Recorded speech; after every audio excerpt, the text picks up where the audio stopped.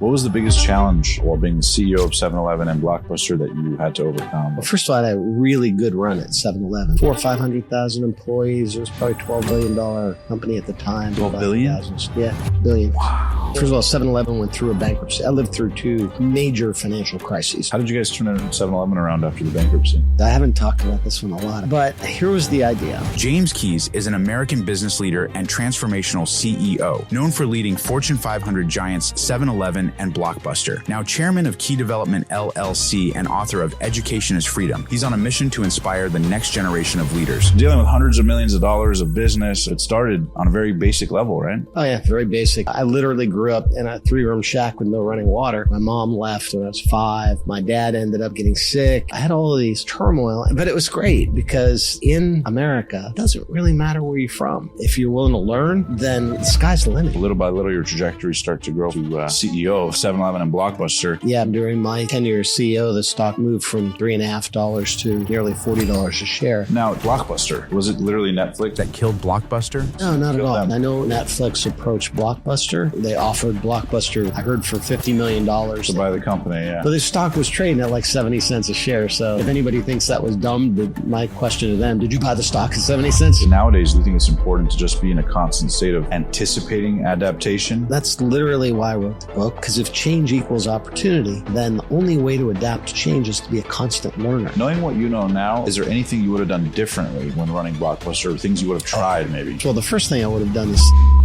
and then here's the decision I would like to have back.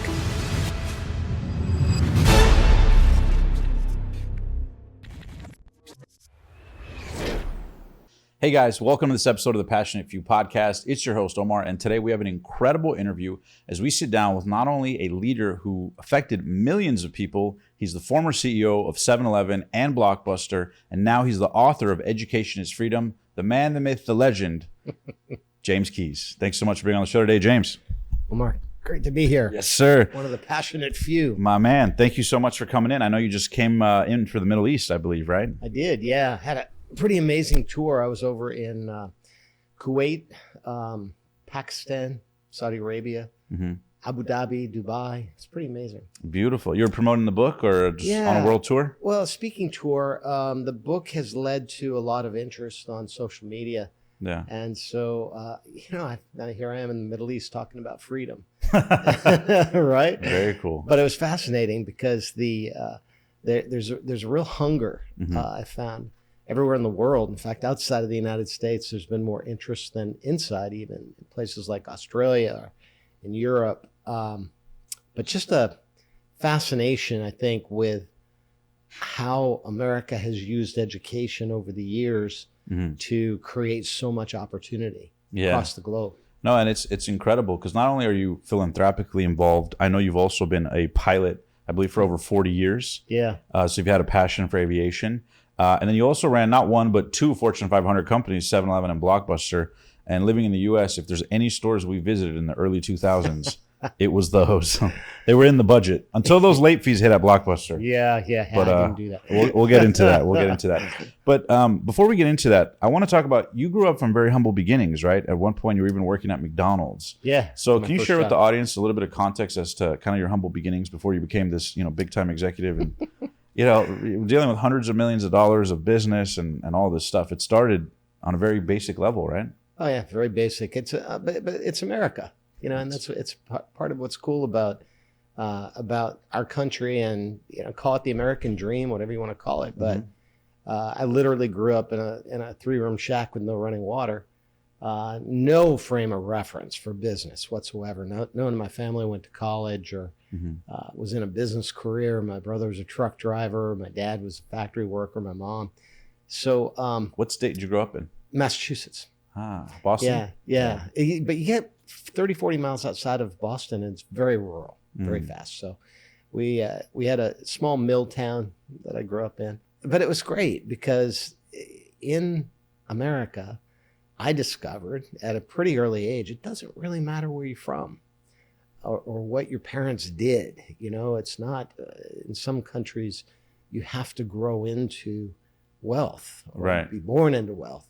And in America, if you're willing to work hard, and if you're willing to learn, which is the message of my book, then the sky's the limit. You can accomplish virtually anything. And where did that ambition begin for you as a kid? Because, when people see an executive of these, major corporation, they assume you've got to be this like super guy and came from this super background. I know you actually ended up graduating like with honors, but there must have been a catalyst, a spark when you were young, something that made you feel like you were different, one of the passionate few, if you will, who wanted to, live life on their terms. Where did that first impetus to do big things come from, coming in that rural area?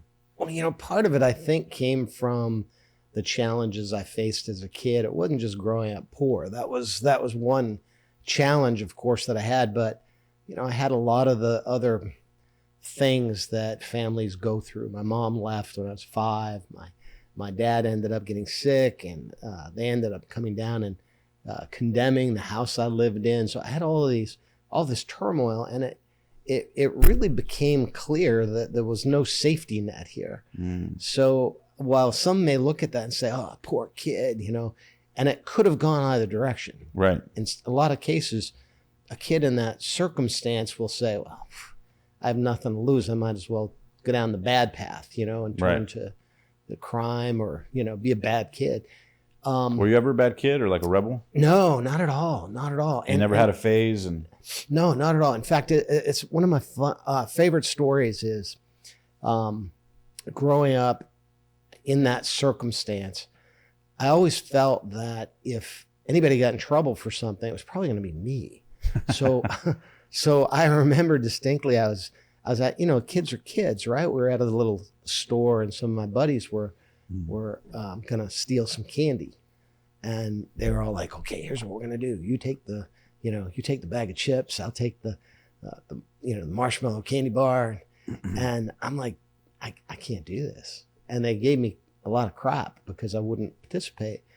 But the reality was they were kids that they would be able to get away with it. And I felt that if I do this, I can't afford to lose. I can't afford to be in that, put myself in that position, or almost couldn't afford to do that to my dad because he was going through all kinds of challenging things. Did you have siblings that were rebellious, that maybe they were an example of what you didn't want to be? I did. Yeah. I had that impulse. I had that. You were probably the youngest one or the younger one who saw the examples. I was the youngest one, yeah. And I had a brother, man, I hope he doesn't watch this, who actually took the money from the collection thing at church. I mean, it's like, oh my God, how bad is that, right? But it was an example. And I mean, he was a stupid kid at the time. He was just like, hey, I'm going to sneak a little cash out of here for some candy, right? At least he didn't steal the candy. He stole the money instead. But, I learned what not to do as much as I learned what to do. And it's natural for kids growing up in that environment. They can take a negative path and see that they have nothing to lose.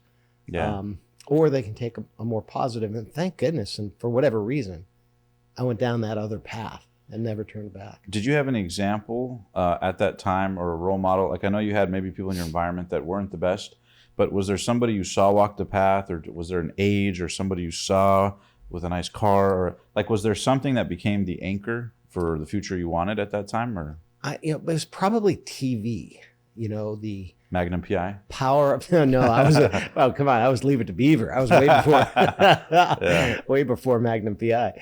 I'm that old. I was, what do they say? You don't stop having fun because you get old because you stop having fun, right? Yeah, good point. Yeah. I think one of the things that I can turn to that was a big inspiration. I grew up in the Apollo era, the Gemini era, watching the astronauts and watching Buzz Aldrin and Neil Armstrong walk on the moon. The thing that was so powerful for me is these weren't rich guys, right? These were ordinary people doing extraordinary things. And I saw that as a spark, perhaps, that, hey, if they got to the moon by studying and being good students, which you had to be an astronaut, right? Right. Maybe I can do this too. And so it was pretty good inspiration. Hey guys, since we're talking about growth and finding direction, it's the perfect time to highlight today's sponsor, Southern New Hampshire University. One thing that I've learned from interviewing hundreds of world-renowned experts and leaders is this: the hardest moment is often the quiet one, when you realize you're no longer where you want to be and you're faced with the opportunity to let yourself make a decision. You see, before the podcast, I was working jobs that left me feeling stuck and unmotivated. The only thing that gave me real energy was having honest conversations with people about their stories, and that's what pushed me to start the show. So if you're in that same season, noticing those sparks matter. And if you're ready to take a step forward towards learning and growth, Southern New Hampshire University was created to support people exactly there. Southern New Hampshire University is one of the largest accredited universities in the United States with some of the most affordable online tuition rates in the nation. With SNHU, there are no set class times, so you can learn when and where it fits your life. Their degree programs are fully online, and you can transfer up to 90 credits towards a bachelor's degree. And it's not just for prior college. You can get credit for military and other work and life experiences too, which can help you finish your degree faster and for less money. One degree that stands out to me is SNHU's Business Administration program. It teaches real-world skills in leadership, marketing, and management that can support almost any career path. So if you've been thinking about starting a new chapter in your life, SNHU can help you make a meaningful step forward. Start today by clicking the link you see on the screen right now and in the description below. Thanks again to Southern New Hampshire University for sponsoring this episode. And now let's get back to the show. Yeah, the education became the freedom at that point. The example was set at that point. Yeah, It was a carrot. It was, if you do this. And my dad used to say that. He didn't know why. Yeah, he didn't know how. Yeah, because he never passed sixth grade. And you end up going to, starting this illustrious career by working at McDonald's, I believe, right? Yeah, one of your earliest first job. jobs. Yeah, first job ever. How old were you when you first worked at McDonald's? I think I may have lied on my application. I think I was 15.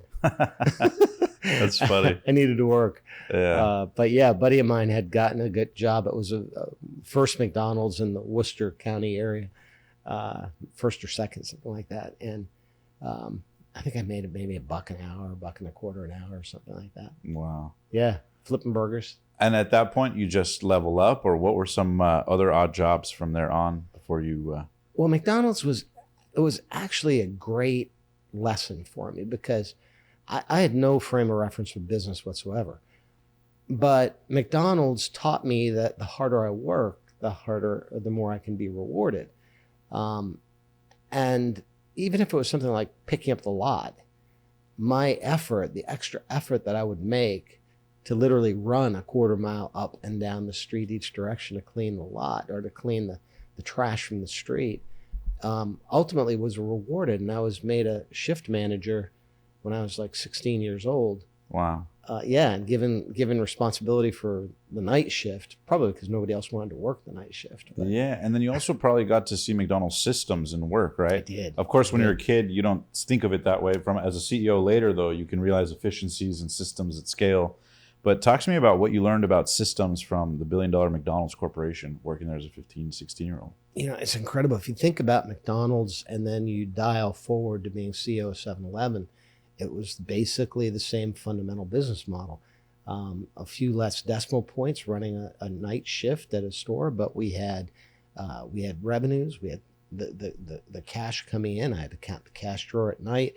I had inventory. I had to count cups, buns left over at the end of the day. I had staffing issues. I had to do payroll. So it was like a microcosm of a billion-dollar operation. And what a fabulous way to learn a business, right? Yeah. In a tiny little scale. I didn't realize it at the time. I didn't appreciate it at the time. It was just a job. Right. But looking back, I realized how powerful that experience was. Wow. And what do you think makes McDonald's such an efficient company at scale? Because there's so many companies that come and go. People, debatably say it's not the best burger in the world, but there's no denying it's the best franchise for burgers in the world. What do you think McDonald's does really well in terms of their systems that's allowed them to scale as big as they have? Training. Process training. They have a place called Hamburger U that they send their managers to, and it's all about learning. It's about and it's a constant learning process to be a McDonald's store manager. Something that I try to emulate even at 7-Eleven, to bring that learning approach to the business, because leadership is ultimately learning. Yeah. Because the only thing that's constant is things are going to change, and you have to be able to adapt. Mm-hmm. In order to adapt, you have to learn. Yeah, and then you have to lead people with those learnings at scale, which is its own lesson in leadership. And we'll get into that. Okay, now then you go for McDonald's. How do you end up, leveling up? You end up going, I know, university, graduating with honors, but there's obviously a huge gap between there. So career-wise, when does the light bulb start going off where you start seeing a path, or how does, little by little your trajectory start to grow from McDonald's to, the CEO of a Fortune 500 company? I had a couple other jobs in between. I drove a truck for a while. I mentioned my brother was a truck driver, so I had the chance to go with him in the semi. And he taught me to drive when I was just a kid. So I managed to talk my way into a truck driving job for a produce company. Little did I realize I also had to load my own truck and unload my own truck. So it probably helped me when it came to football season, because I was getting a lot of heavy lifting during the summer. But that was a great experience. And then another job, which was also a great learning experience. I wanted to understand my dad's admonition, which was, I don't want you to have to do what I do in the factory. It's a hard life. And he said, somewhere in those books is the answer, that you don't have to have the life I have. And it wasn't about money. He wasn't like, I want you to go make money. Irrelevant to him. He didn't care about money, even though he was dirt poor. Yeah. It was all about freedom to go anywhere in the world I wanted to go. He had spent some time in World War II. Wow. On the Burma Road. Wow. Yeah, and was fascinated by the culture. He just tell me stories about the elephants and the people and how wonderful the people were. And that's what he wanted for me, the ability to travel the world and have the freedom to do whatever I wanted to do. And he somehow linked that back to books. So I one summer, needing to make a little extra money, I was still working at McDonald's, but I did the night shift there, and I thought, well, during the day, maybe I can go work at the factory. Right. Double dip. Collect exactly. Cash, yeah. I needed to make the money. And so I went to work at not his factory, the factory that he worked for, a place called Bay State Abrasives. Tough place. Big machines cutting down big blocks of abrasive materials into small blocks. That was my job, running a machine, right? Wow. And they had this thing called piecework. And I discovered that, this is great. The more I work, the harder I work, the more of these little small blocks I can make out of these big blocks. I can make a bunch of money here. So I started working my butt off, right? Wow. And what do you think happened? I get about a week or two into this thing, and I'm blowing the numbers away.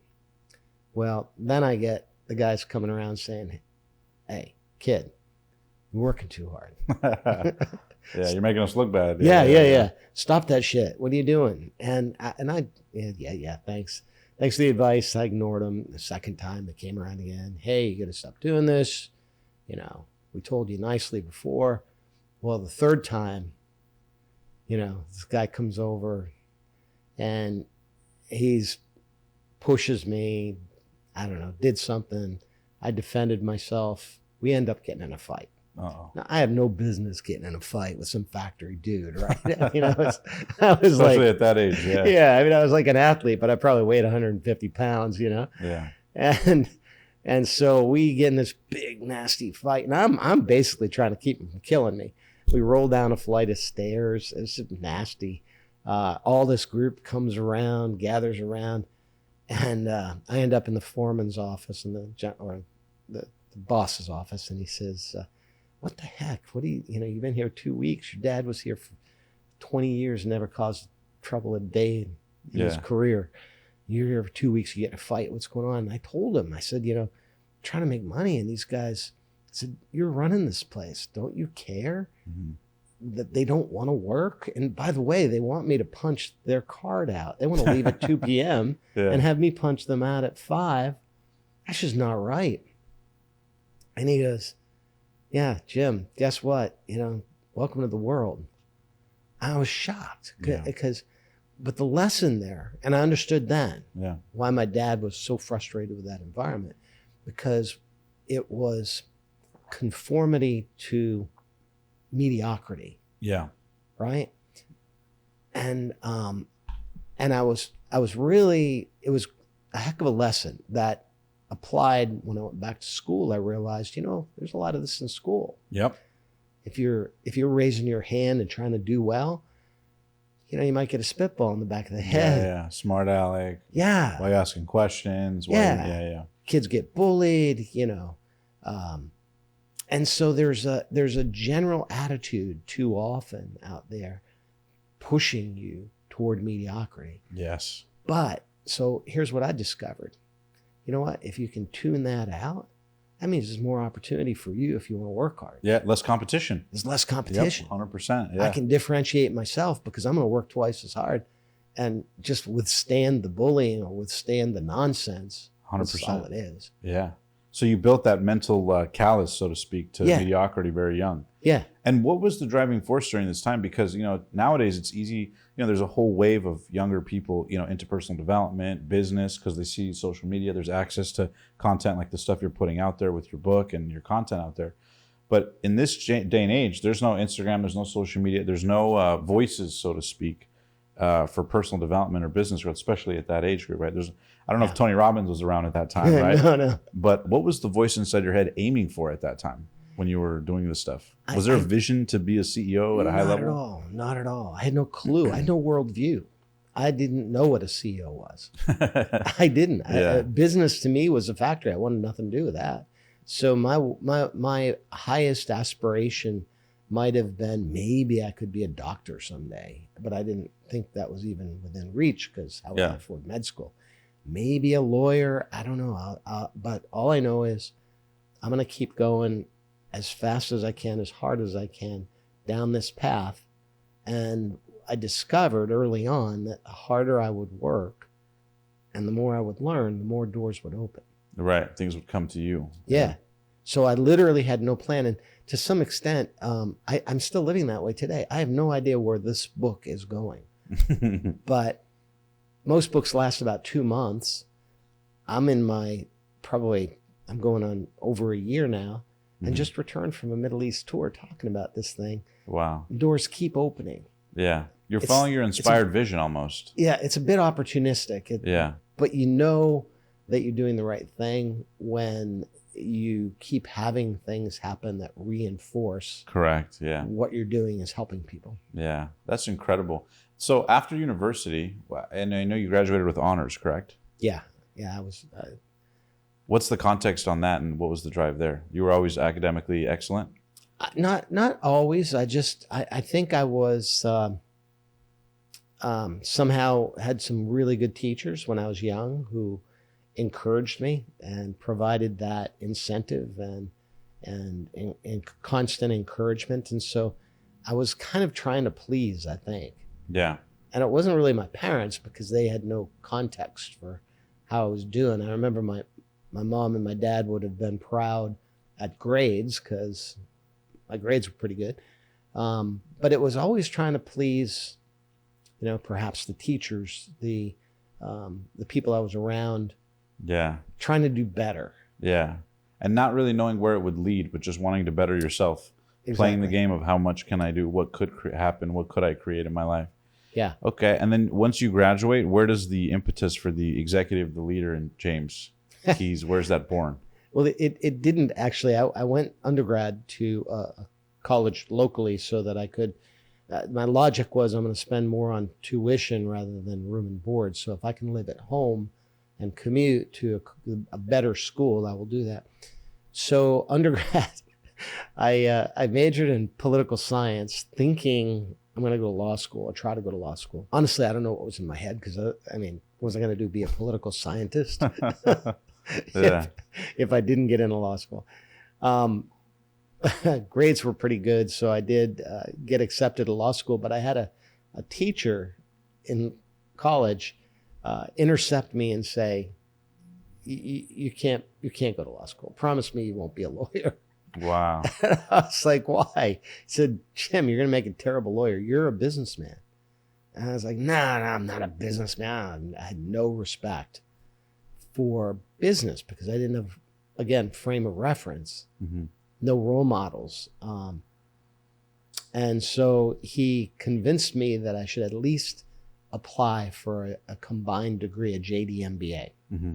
One of the only schools that offered it at the time was Columbia University. So I applied. It was a flyer. I didn't think, there's no way I can get into Columbia University, but I got accepted. Wow. Business school accepted me. Law school waitlisted me. And I said, well, I'll start at the B school and see what happens. Yeah. So you end up going to Columbia. Yeah. Got a job, an internship in the summer. Where? Gulf Oil. Okay. Houston, Texas. And you start right away getting momentum in that job, or what happens next? I ran into the same problem, the exact same problem I had on the floor of the factory. Wow. Because I was an intern. So people don't really change, huh? Like even in the White House, billion-dollar companies, hundreds of millions of dollars in revenue, and high school, it's like the same behavioral patterns. People are people. Yeah. You know, and too many people want to make more money and work less. Yeah. Basically, right? Yeah. I want it all, but I don't want to have to work. Yeah. And that's fine. But I again, learning from that experience, both in school, on the factory floor, I said, okay, I was a little disappointed. I thought, man, I thought a white collar environment, I thought these people would all be plugged into the importance of everybody pulling together and creating shareholder value, all that stuff. They were like, dude, why are you staying until 7 o'clock at night? Go home. You're making us look bad. Same thing. So I ignored it, plowed through. Here's how I got a full-time job. It's kind of a funny story. I get invited at the end of the summer to meet the chairman and the CEO of Gulf Oil Corporation. Wow. Pretty big deal. How old were you at that time? 21, something like that. And so I'm invited to Pittsburgh, Pennsylvania. I go to this fancy thing, Duquesne Club, old stuffy club in Pittsburgh. And we're sitting around, and there were about 5 or 6 interns from Harvard and Columbia and Wharton. And they asked us how our summer was. And of course, everyone's, wow, I had a wonderful summer, because everybody wanted a job. Yeah. I didn't think there's a prayer they're going to hire me. I'm not an engineer, chemical engineer. I didn't think it was a great summer job, but I didn't think they'd hire me. And I said, when they got to me, well, I've been reading a lot about the oil companies, and I know Gulf Oil is under a lot of pressure from activists, Boone Pickens and Carl Icahn, ironically, who I later worked with, were really pressuring the oil companies because they were fat. They had too much overhead and not making enough money. Right. And I said, I walk around the halls after lunch, and after their 2 martini lunches, a lot of your guys are sitting behind their Wall Street Journal falling asleep. I think you've got a G&A reduction opportunity here. Yeah. And you could hear the air get sucked out of the room. Yeah, like, you just say that? Yeah. I can't believe you said that. Did you have a drink or two, or was it liquid courage at that time? No. Yeah. I was just honest. I figured I had nothing to lose. I thought they need to hear this. Yeah. So I told them what I thought. And they took me aside literally after the lunch and said, how'd you like a full-time job? Wow. Yeah. Go back to school, finish the MBA. We'd like you to come to work for us. Wow. I got hired. They put me in the chief financial officer's office, and it was a great start to a career. Yeah, just like that, you had a front row ticket to the C-suite. Yeah. Yeah. Wow. By being honest. Yeah. And being fearless. Yeah, having the guts to break the fourth wall. Yeah. To say to speak the truth. Yeah, and I think that's really speaks to the fact that like a lot of executives live in a world where they have to be very real very often because it's very consequential. And so when you have interns or people applying who are polished and all this, you go, dang, we want somebody real who could get in the trenches, solve problems, understand fully what we're going through. And you communicated that like instantaneously. Oh, okay, this guy Jim's real. Yeah. But there's also a huge lesson here, is that is so rare. Right. In the business world, because fear is I've now discovered after all these years in a number of different businesses, fear is the number one killer of careers and the number one killer of corporations. Corporations get stuck. Yeah. They get stuck because of fear. Just like people do. Yeah. Corporations are like organic beings. Yeah. You think about it, a corporation is just this accumulation of humans Trying things, yeah. And it takes on the same characteristics, the same human characteristics. That's why companies have a life cycle. They grow like crazy, and then they flatten out, they mature, and then they start to decline. And then a new breed comes in. A new breed comes in, or like something. Netflix. Yeah. I'm just kidding. Yeah. But so you end up in the C-suite. You're in there with the CFO and his office. And so right away you start learning high-level business. Like what starts happening there that makes a shift for you? Well, business is also about timing to a large extent. We'll talk about that when we talk about Blockbuster. Yes. But I was fortunate to be in the C-suite just as personal computers came out. So I'm sitting there I dragged this clunky, it wasn't even an Apple. I don't even know what the brand was. IBM or something. No, IBM wasn't making PCs, but it was some off-brand like Apple. Yeah. But I could do calculations, simple DOS in this operating system, and I could do simple calculations, spreadsheets, things like that. So people thought I was like this genius because I was running a report up to the CFO at the end of the day, comparing crude oil reserves against equity value, so that Gulf could acquire another oil company. It was cheaper to buy a company than to drill at that point. And so at the end of the day, I'd run this report up to the CFO's office, and I'd have it 15 minutes after the market closed. Wow. Which would take a day or two in the past. Yeah. So you're at the right place at the right time with the right technology. The right tools. Yeah. And you got to shine. Yeah. I got to shine. I got to use technology to help advance my career because people didn't understand or embrace technology at the time. Dial forward, that's AI today. Yeah. There's a kid out there today using AI who will advance his career, and people are going to sit around going, man, this kid's a genius. Yes, when he was just using the tools. Yeah. Hey guys, we'll get back to the video in a sec. But first, quick question for you business owners watching. Are you really using AI to grow your business profitably? Or are you leaving money on the table?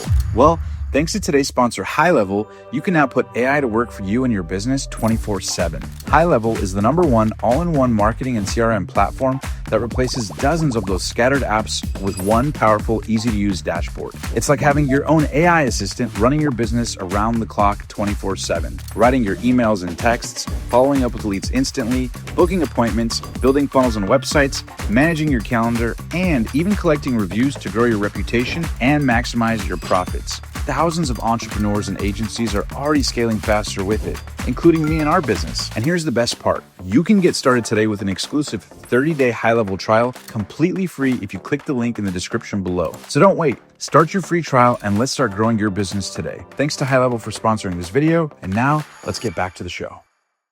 And then from there, how do you end up ascending up the corporate ladder? Again, it was more of the same. This advantage I had as a kid of tuning out the noise and saying, you know what, they may make fun of me, they may ridicule me. As long as I'm making decisions based on the best information I have and doing the right thing, what are they going to do? Fire me? If they fire me, I'm not in the right place anyway. Yeah. So, and I had a little safety net. I always thought for the first half of my career, if they fire me, I'm going to go back to law school.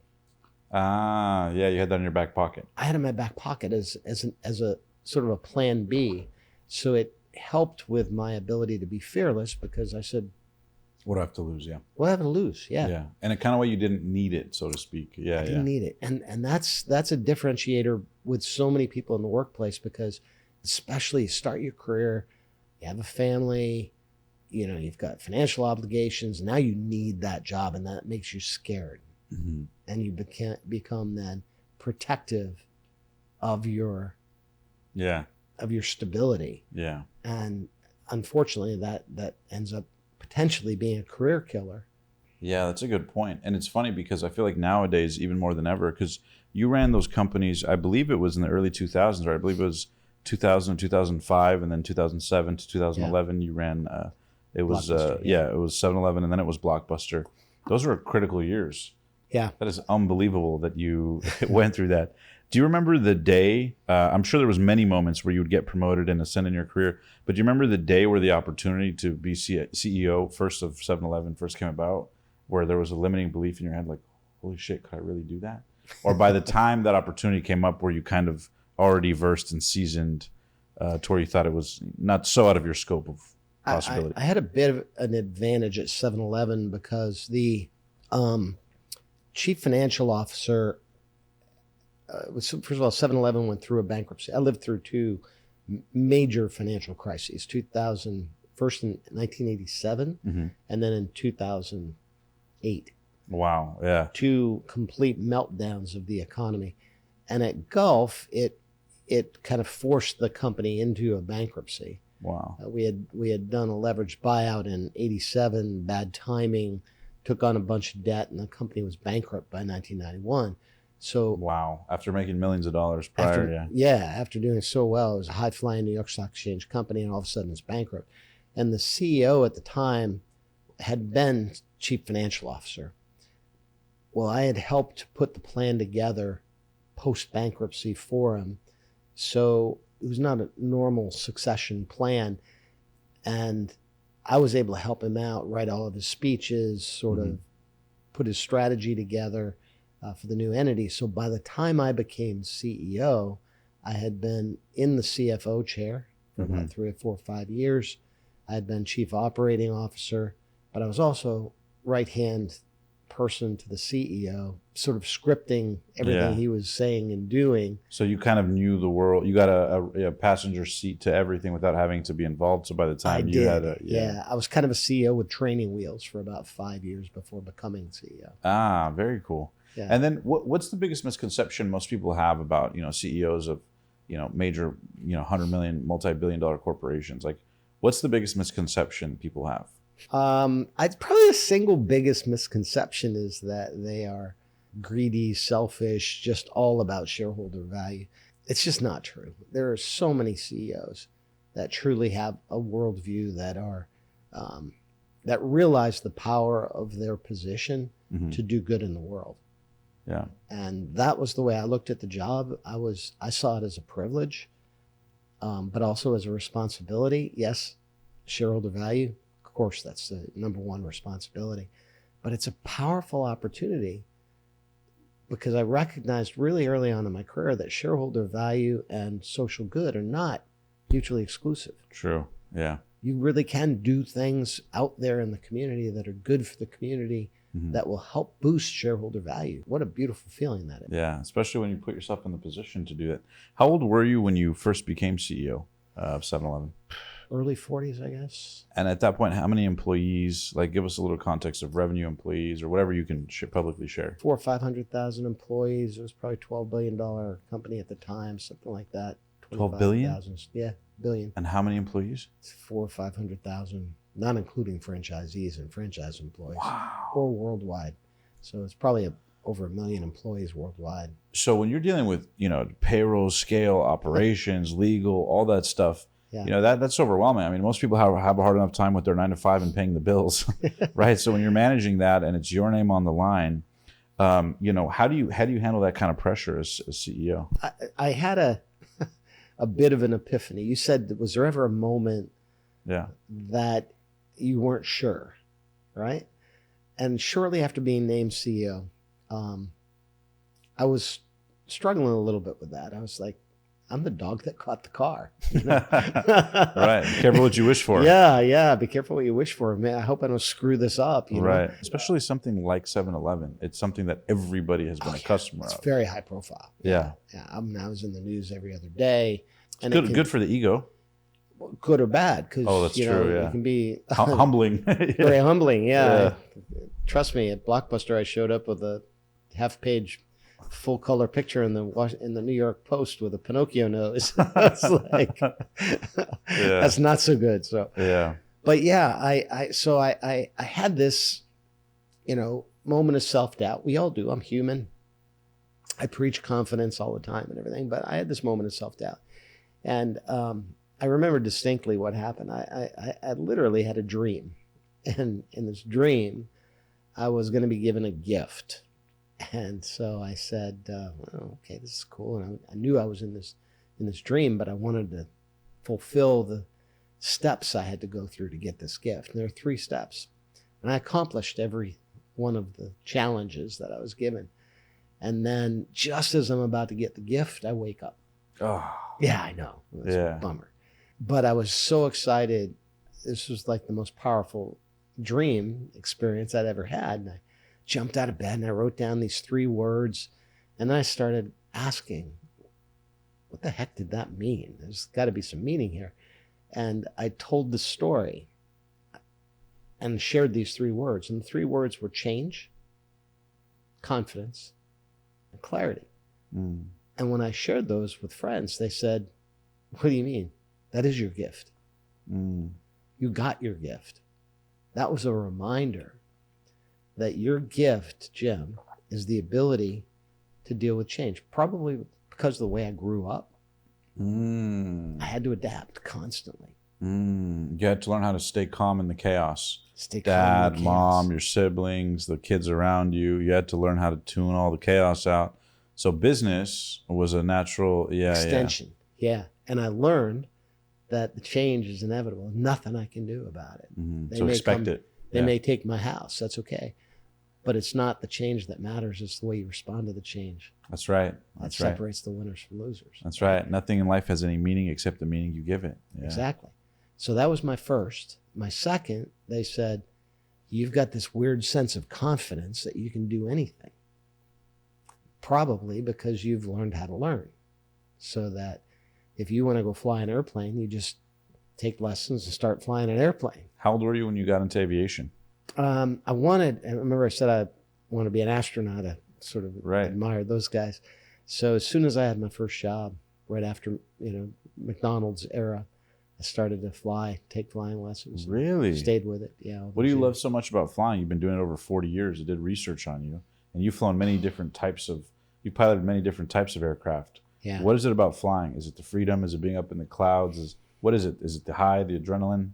It's the only thing I would say, I'm guessing you were an athlete. Yes. Are or were. So there's a physical element to flying. It's like being an athlete.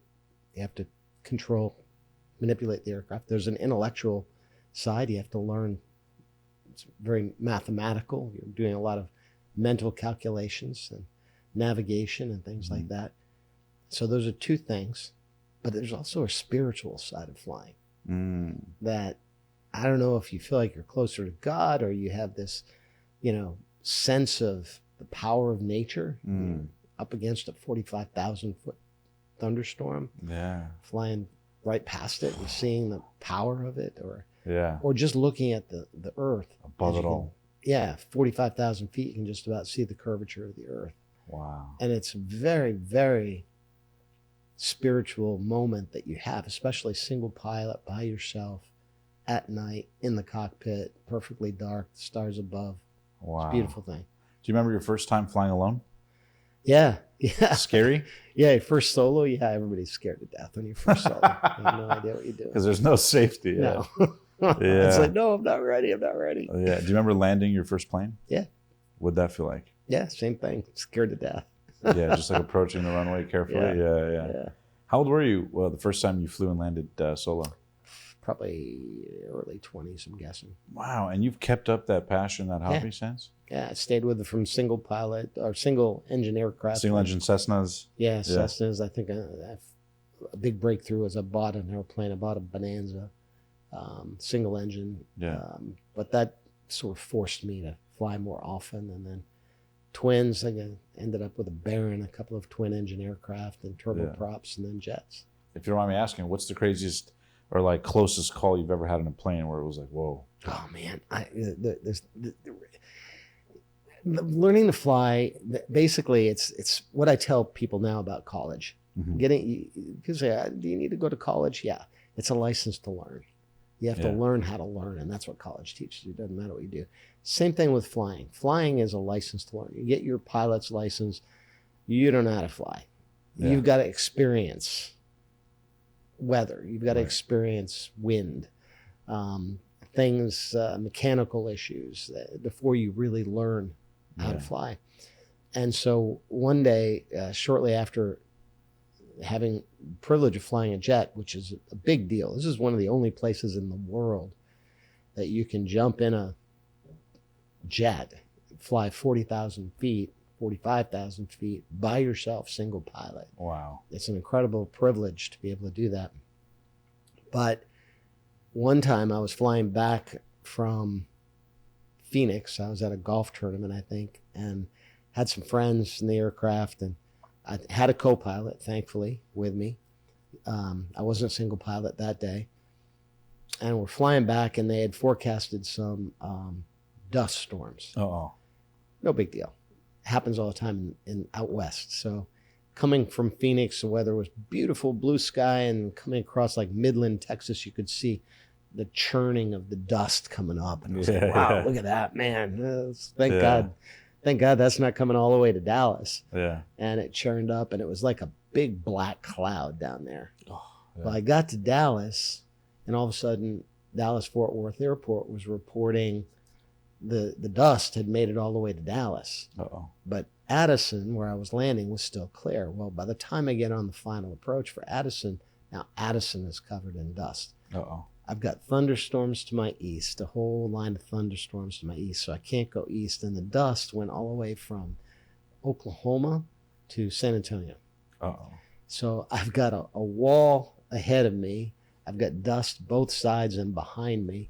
I have virtually no choice but to try to land in this dust. Oh, man. And you got your friends with you, too. I got my friends. They have no idea. They're in the back. They're laughing. And you got to keep it calm, cool, collected. Yeah, exactly. So I descend down into this cloud of brown. Yeah. You know, and you don't know how your engines will burn dust. They won't burn volcanic dust, but they'll burn regular dirt. But you don't know for sure how it'll react. Yeah, exactly. I find that the airport is closed. Oh my God. Because of the dust and visibility. And air traffic control tells you this like last minute. Yeah. Well, because it was happening in real time. Yeah. And so I asked for permission to land anyway. I'm the only aircraft now on an approach. I've got like a 30-knot crosswind and had to fly down to minimums. So I literally catch sight of the airport at minimums out the side window of the aircraft. Wow. Take Holy it down. Cow. Take it down the flight path. Fight the wind. Fight the crosswind. Get it on the ground.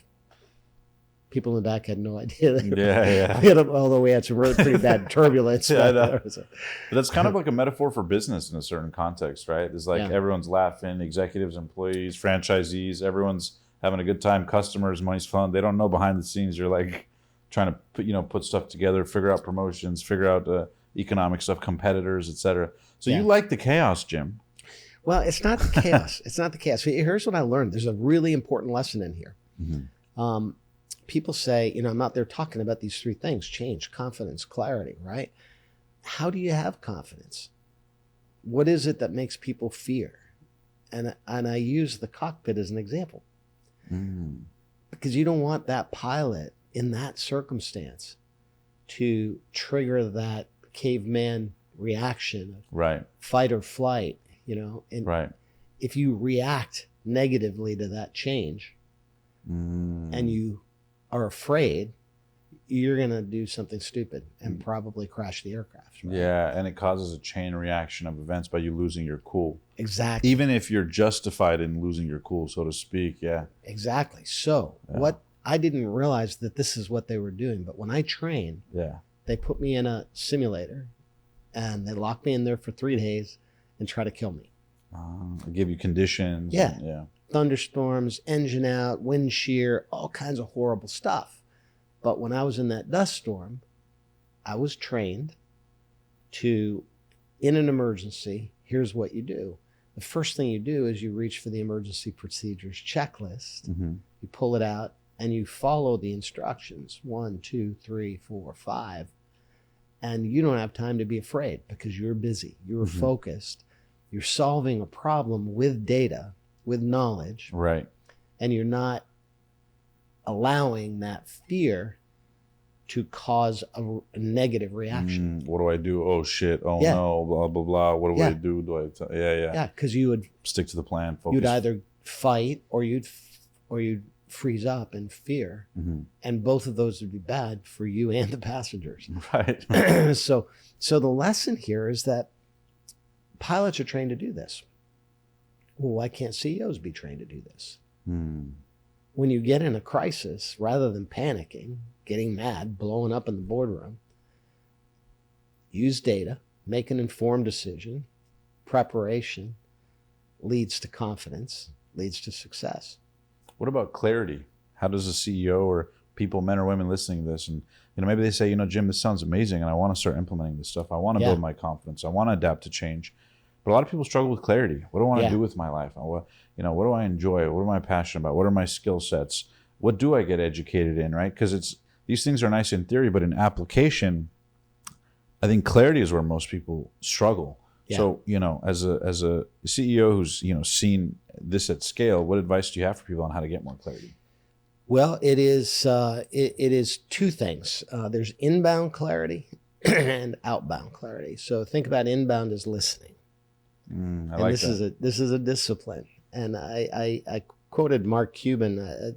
Discovered something. I read something or heard one of his interviews once, and he was talking about, let's face it, Mark's a bit out there. He's a little ADD like me, and and he said he had a problem with listening, and someone advised him to write down every time he goes into a meeting. He writes the word "listen" on the top of his notes. Wow, just to anchor it. Constant reminder, to have the discipline to hear somebody. And if you think about it, how many times are we guilty? I know I am. When you meet somebody, you remember their name? That's hard. Not always. You try to, but not always. Because you're thinking, oh yeah, I'm Jim. And it's like, oh yeah, what was their name again? Did I really listen to it? Or when someone's engaged in an argument, are you listening to their point of view, or are you forming your response before they even finish making their point? Right. So that listening, that inbound is so important. And then outbound communication, being able to clarify and simplify, is critically important. Do any good just to tell people this is what you ought to do. Right. Here's a technique that you can use. I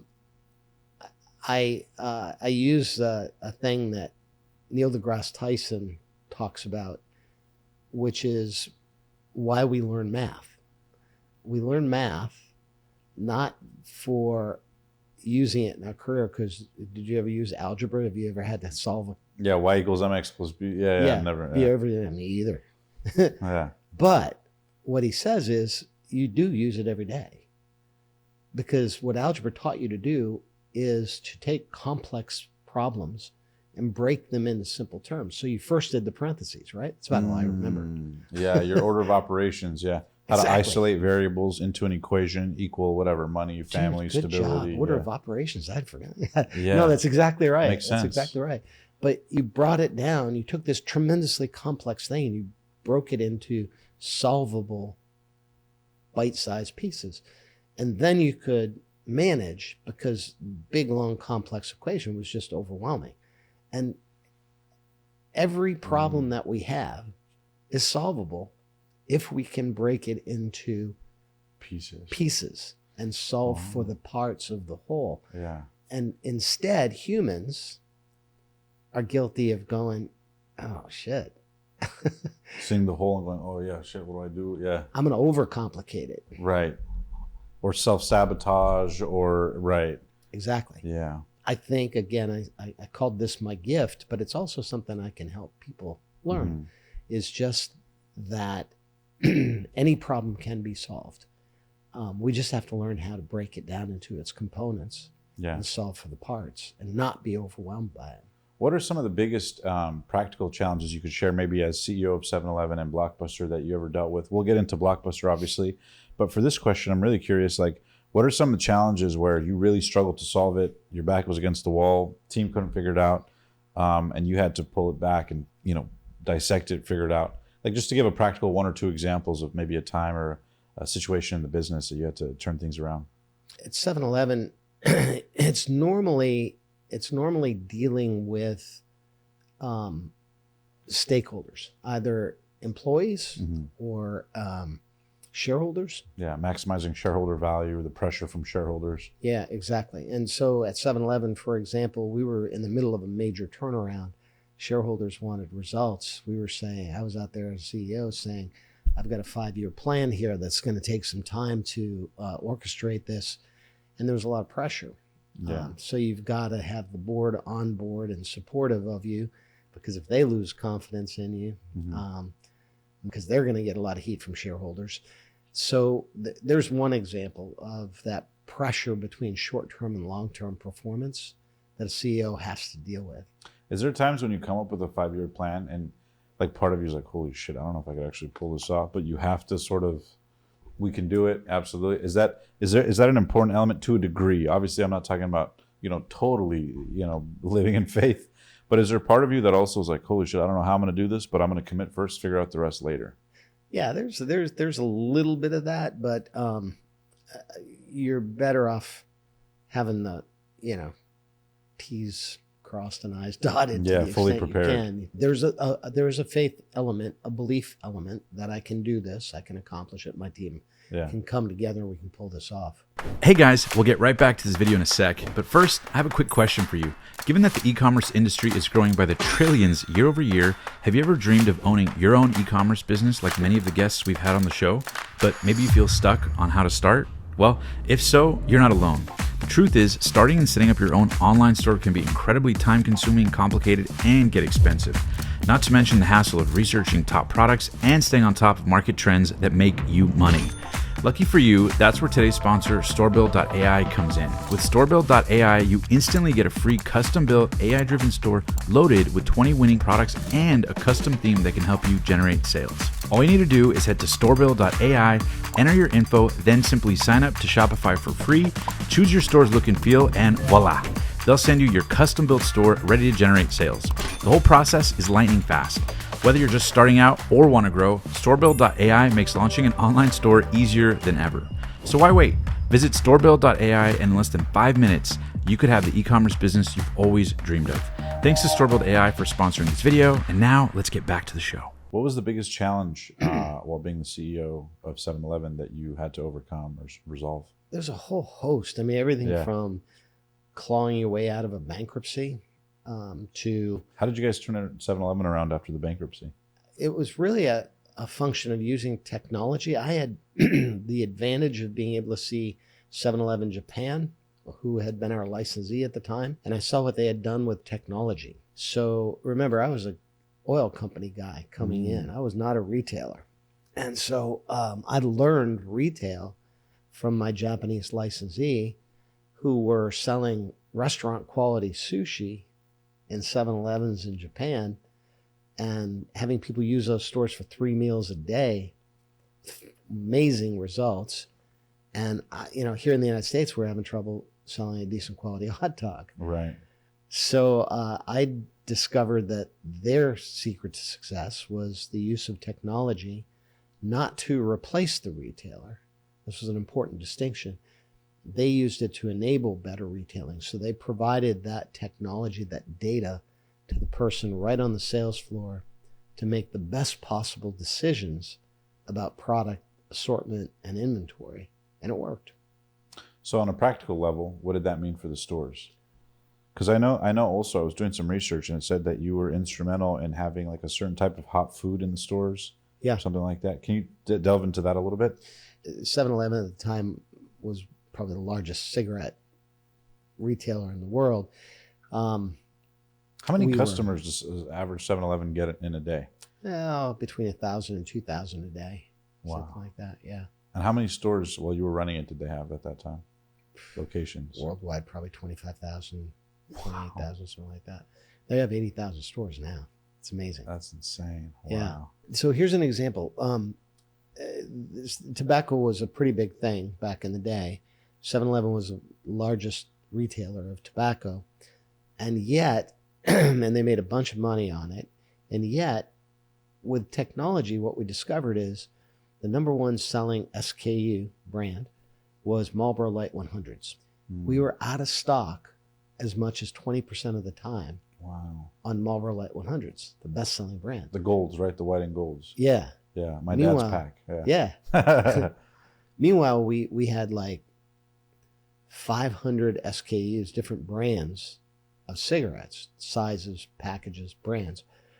And so we were in stock on the things that weren't selling. We were out of stock on the best sellers. With technology, we could have the person at store level do a better job of ordering so they never run out of the best-selling product. Because before that, corporate was making purchase decisions at scale and saying, you guys buy this and source this. So then you switched it so that them on the ground level could make informed decisions to maximize revenue. Yeah. It was very centralized because we didn't have the data for the store to be able to make the decision. So once we empowered that store with good data, good technology, they were able to not only make better decisions about products that were in the store, they were able to have a pipeline of new products constantly that we'd introduce. We were the first retailers to sell Red Bull. Thank you for that. Yeah. Sugar-free Red Bull. Love it. So it's really an interesting story because back in the day, Coca-Cola and Pepsi really controlled the retailers. Yeah. So Coke would come in to a convenience store and buy 3 or 4 doors. So we weren't really retailing. We were selling space. We were selling real estate. Yeah. So they would pay us, $10 million a year for 3 doors in every 7-Eleven across the country. Yeah. Well, between Coke and Pepsi, there was no room for Red Bull. Right. Because they'd have a whole door of Coca-Cola Classic, right? Right. Well, with data, we discovered we could sell just as much Coca-Cola Classic with one shelf. Never mind a whole door. So, wow, what else would we put in there? And we literally were the first to give Red Bull a try. Wow. Put it on the shelf when we freed up space and discovered, wow, this stuff sells as good as Coca-Cola. Wow. Yeah, and it gave Red Bull its start, literally. And that era that you ran it, what were the top 3 selling products of 7-Eleven? Probably the fountain. Fountain drinks? Fountain drinks, coffee. I was told hot Cheetos were the best-selling chip for quite a while. Is there any truth to that? Probably, yeah. Frito-Lay products were really, really good sellers in the stores. And when hot Cheetos came out, they were literally and figuratively hot. Yeah. We actually interviewed the creator of it who he partnered up with the CEO. He had originally pitched it to Frito-Lay. Yeah, what was his name? Richard Montañez. Yeah. I've heard about him. He was the VP. He got promoted to, I believe it was VP of North America Sales. Yeah. But yeah, he started out as a janitor at Frito-Lay. It's a great story. And he pitched the CEO on the idea of hot Cheetos. Yeah. So I tracked him down years ago and ended up doing an interview with him. And that led to it reaching millions of people. It was on the news on Good Morning America. Oh, that's awesome. And apparently someone saw it and they adapted it into a film. And and Eva Longoria produced it. So it's a pretty incredible film. Cool. I'm really interested is like when you're running a company at that scale, what are the things that are actually like moving the needle, so to speak, right? Because, for example, we interviewed a restaurateur who told us, when you're running a restaurant, even if the restaurant's doing $100 million in revenue because you have chains and it's growing, that you could change the price of, like, for example, fountain drink from $3.99 to like $4.99. To the consumer, it's a marginal difference, right? You'll have a little bit of a drop off. But when you look at it at scale, it's like millions of dollars in revenue, right? It's like a lot of little levers that have ramifications.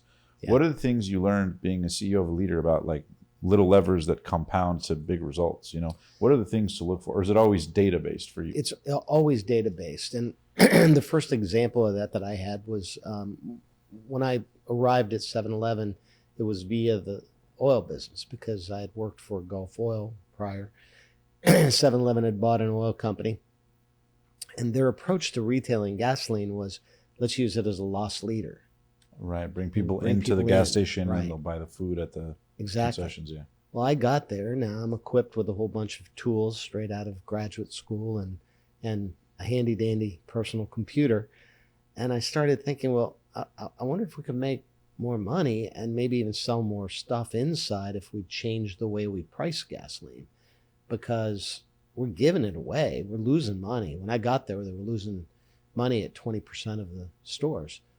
So I started to put a model in place to measure how much impact you'd have at a penny above the competition and a penny below the competition. Mm-hmm. And so when I did that and started collecting data, I realized, wow, there's a lot less price sensitivity than I thought, because people are really coming here for the convenience of buying the gasoline, Right. not because of the cheap price. Right. So literally doing that, the first year we put that system in place to manage basically pricing based on optimizing sales and volume and price on a store-by-store basis, literally collecting data from every competitor around a store, Right. and measuring the impact. We literally made $50 million the first year we put that program in place. Wow. More, 50 million incremental dollars profitability, Yeah. and grew sales, ironically, Wow. both inside and outside. And what was the lesson there for you?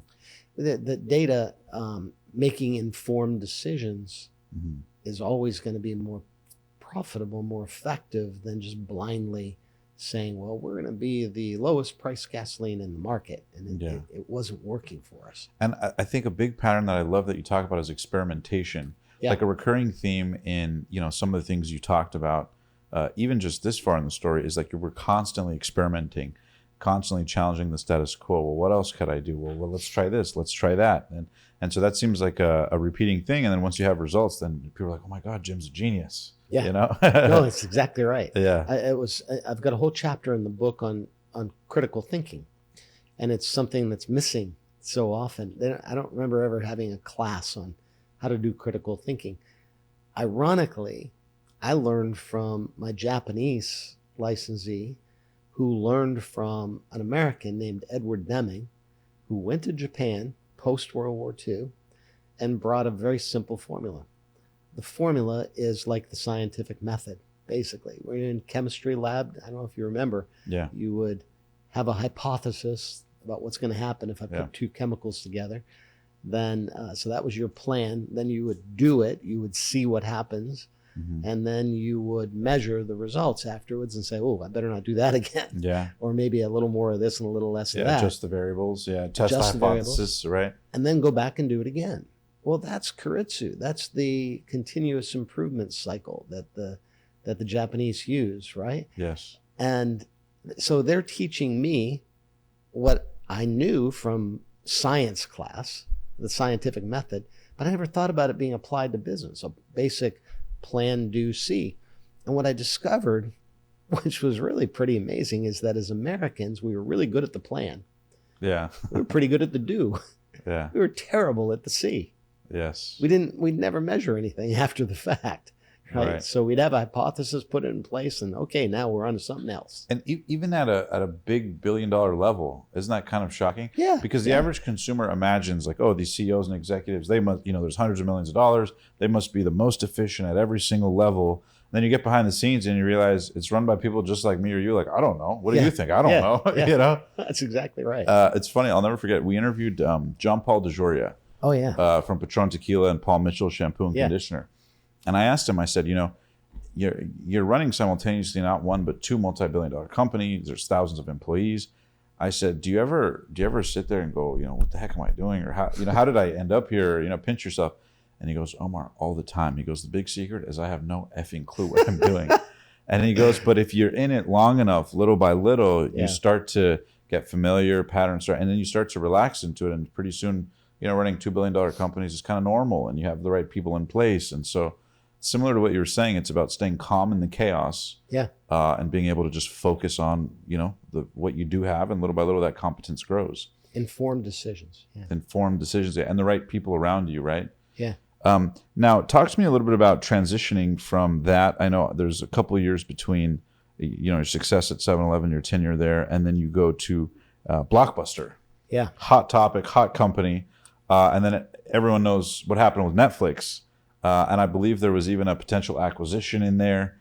So talk to me a little bit about that. How did you end up going from 7-Eleven, and then a couple of years later, you found yourself at the helm of Blockbuster? How did you become the CEO of Blockbuster? Well, first of all, I had a really good run at 7-Eleven. We went from literally bankruptcy to and 10 years of same-store sales declines and some real broken business models to a 10-year period of same-store sales increases. And then during my tenure as CEO, the stock moved from $3.50 to nearly $40 a share. Wow. Based on this continuous improvement, basically. We had a good, solid, sustainable data-informed decisions. Yeah. Could you share one more key, just on the practical level, because I love that last example you shared, one more key practical maybe lever you moved at 7-Eleven that helped expedite the growth of the company? Yeah, one of the biggest things was to use technology to then enable a logistics system. We were getting deliveries of product once a week, and that made it impossible to do fresh foods. That's why a lot of sandwiches at convenience stores, perishables tend to be stale. Even Hostess cupcakes have a 20-day shelf life or something.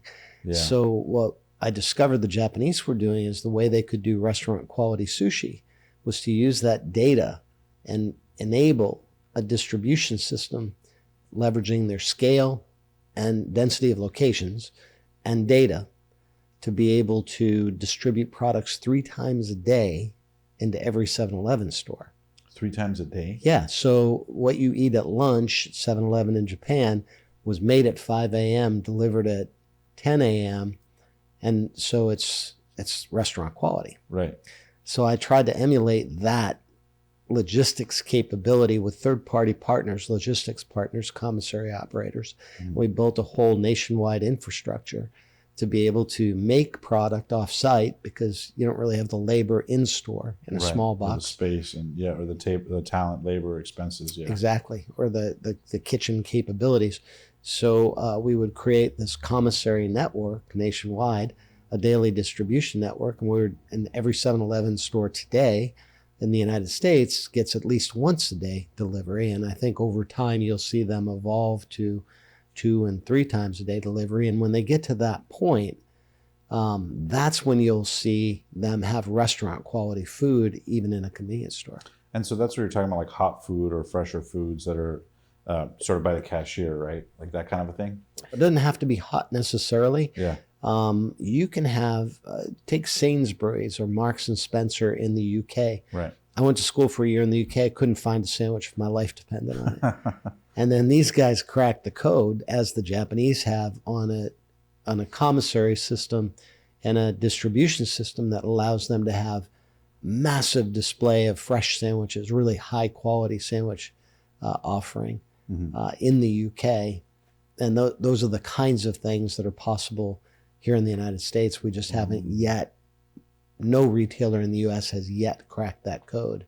Yeah. For the kind of quality that's available in Europe. Is the biggest challenge doing it at scale? Because it's one thing to do it in a couple locations. Yeah. But it's like, okay, we got to do it, but now I got 50, it's one thing to get 10,000 locations on board, but when you have, 100,000 or 50,000 locations and you don't have the same capacities in Los Angeles, California, as you do in Wyoming, as you do in Delaware, as you do in Florida. Is that the biggest logistical complexity? It's the biggest complexity, but it's also the biggest opportunity. Because with scale and the density of locations, now you can have the same competitive advantage as a Walmart with 1,000 square foot store, because you've got 100 10,000 square foot stores. So it's leverage. So people want to do business with you. People want to help you because you can get them in a lot of stores, so they'll figure it out for you. Or that, and you get the proximity of stores that make the logistics more efficient. Yeah, because you're delivering 5 or 6 in a locale versus just one for Correct.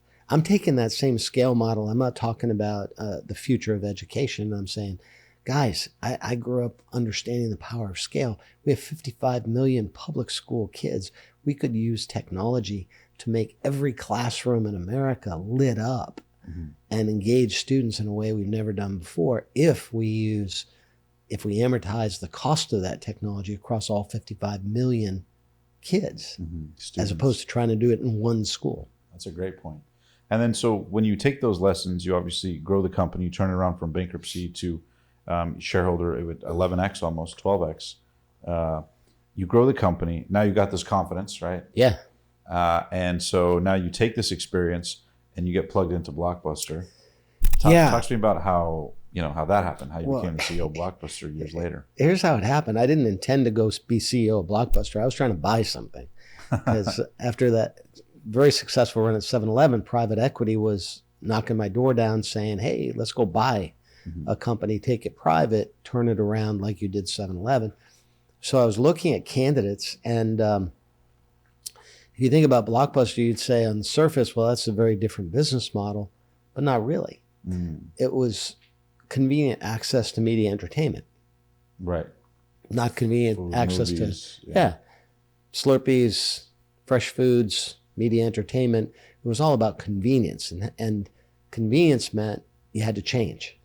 Yes. And they had already successfully morphed from VHS tapes to DVDs, and then from DVDs to Blu-ray. What year was this? It was 2007? 2007, yeah. Wow, right before the market crash. Yeah, that's exactly. Wow. Thank Good you timing, Jim. Thank you for a minute. Oh yeah, hey, my timing could have been better. Yeah. But literally, I was running around the financial community selling a plan to take Blockbuster private. Really? I had 2 decks, one for Radio Shack and one for Blockbuster. Both could have benefited immensely from technology. And so you had private equity who partnered with you. Yep. You guys would acquire the company. Now, at this point in 2007, is Blockbuster already on the decline? Yeah, they had a DVD by mail business to compete with Netflix. They had something called Total Access, which was a very smart program. But they had done some things. They had eliminated late fees, which the customer loved. Oh, no late fees, great. But it really put a hurt on their cash flow. Yes. And they had $1 billion of debt. So they had huge interest payments. They cut their cash flow by eliminating late fees, and they were spending like crazy trying to compete with Netflix. What year did Netflix come about? Netflix, I think late 90s. I know in the year 2000 is when Netflix approached Blockbuster. But that was 7 years before I got there too.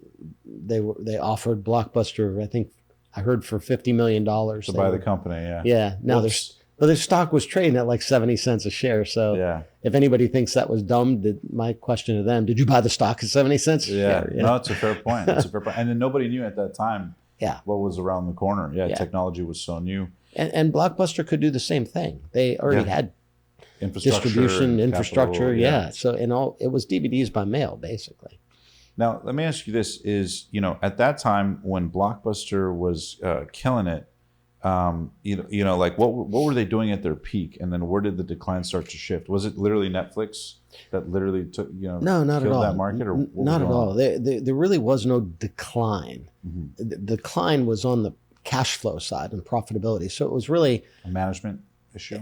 It was more a cash management issue. I wouldn't even say management, because yes, management ultimately was responsible for cash flow and managing cash flow. But when they put $1 billion of debt on the company, this was in 2004 when they spun out of Viacom and did an LBO. Yeah. So that was a reasonable debt load for the cash flow of the company. Then a series of events happened where they, as I said, cut late fees, did some other things, was chasing Netflix for subscribers. So cash flow was really constrained. When I arrived in 2007, the banks were ready to put them out of business. Wow. So they were already in trouble at that stage. Yeah. My first week on the job, I had to go clean up a covenant violation from the bankers who had, and this was this 3rd or 4th time they had broken covenants, and the banks were ready to put them down. And I was able to talk the banks into extending the period of time that they would give us a little grace period to correct cash flow, which we did. Wow.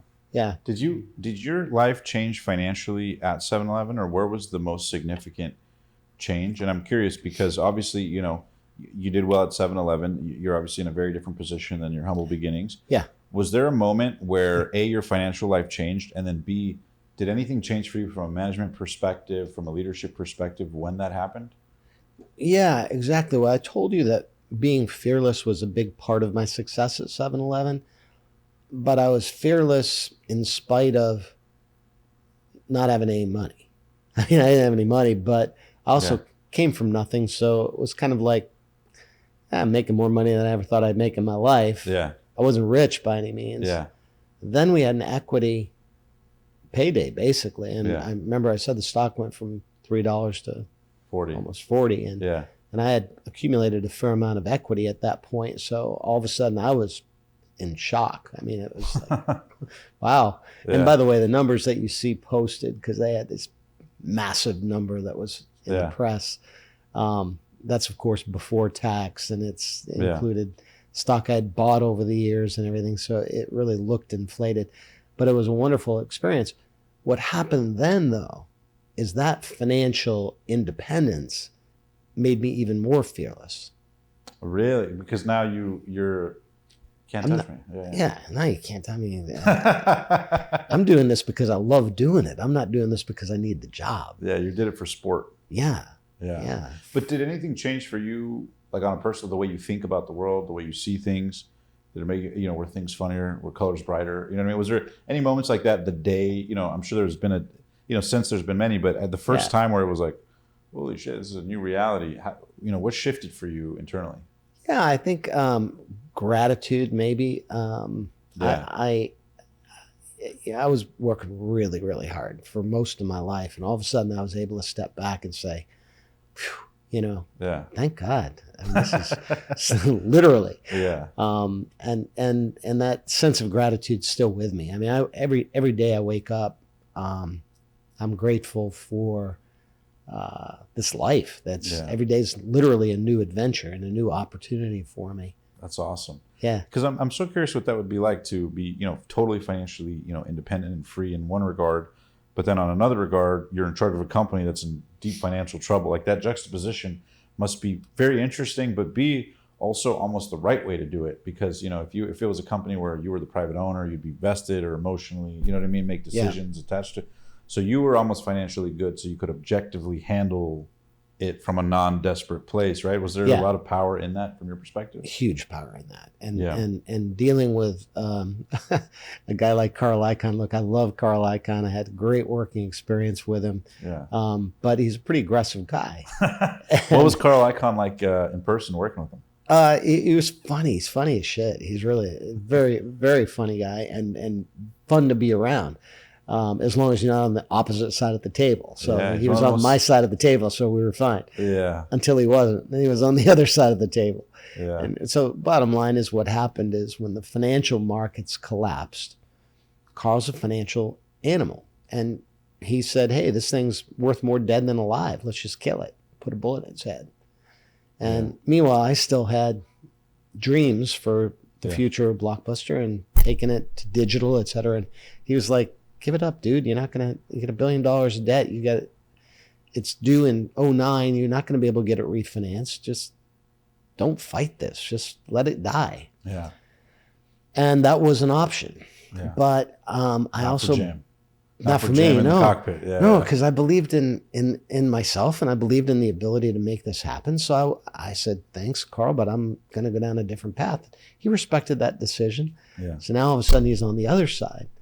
And I think the difference is having had that financial independence gave me the ability to say, no, I'm going to take this path because I believe it's the right thing to do. If I needed the job, I probably would have gone the other direction. Right. And that was something Carl was totally not used to. He's like, what do you mean? Of course. Yeah. And at the time where you take over Blockbuster, just to give the audience context, high level, what's the company doing in revenue and what percentage is made up of actual rentals versus late fees? So I feel like that's an important distinction. And whatever level you're comfortable sharing, obviously. Yeah. But just so people can kind of wrap their head around. I'd say late fees, when they decided to cut late fees, and I wasn't there at the time, so this was just sort of anecdotal. I think it was about an $80 million EBITDA hit, earnings before interest, tax, depreciation, cash flow, basically. So it was about, I think, at least half of their cash. Wow. Flow was wrapped up in late fees. Yeah. Wow. Now, and late fees were a problem. When Netflix came in and said no late fees, it did put not a hurt on Blockbuster, but it made it uncomfortable to have late fees because Netflix didn't. It created a branding stigma. So it did. Yeah. But the irony is Blockbuster by mail didn't have late fees. So if you didn't want late fees, just do it by mail and then take it into the store and exchange it for something you wanted. They didn't really have to cut late fees Yeah. in the store. And while late fees sound terrible, why do you think a library had a penalty? I mean, you can't just take a book and not ever bring it back because the book costs money. People got used to paying it, and so it would be just status quo. Yeah. It was status quo. And if they didn't want to pay it, they could have had DVDs by mail. But anyway, they did. It was a decision.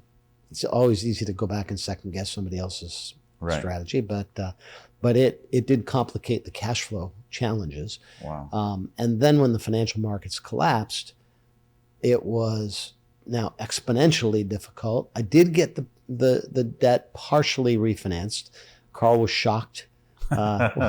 We were able to sell the vision of the future of Blockbuster and got it refinanced. But because the financial markets were closed, our interest costs went from like 6 to 12. Wow, doubled. Yeah. And that put a further crunch on cash. Then the real crushing blow, unfortunately, happened when the rumors that Blockbuster was going to file for bankruptcy started to swirl. Yeah. And it's natural, because all of a sudden they're saying, oh, Netflix has got them on the ropes. Nah, not really. And media loves chewing on that and propagating it to get the ratings up. Yeah. Yeah, exactly. So we had hired a law firm called Kirkland & Ellis. Ironically, we hired them literally to make sure we didn't go down that slippery slope of bankruptcy. Yeah. But they were known as a bankruptcy firm. So when we hired them, somehow it got leaked. And it looked like, yeah, and it looked like we were going to file. So that rumor started swirling. The LA Times picked it up. When the LA Times picked it up, it soured a deal with Google that would have crushed it.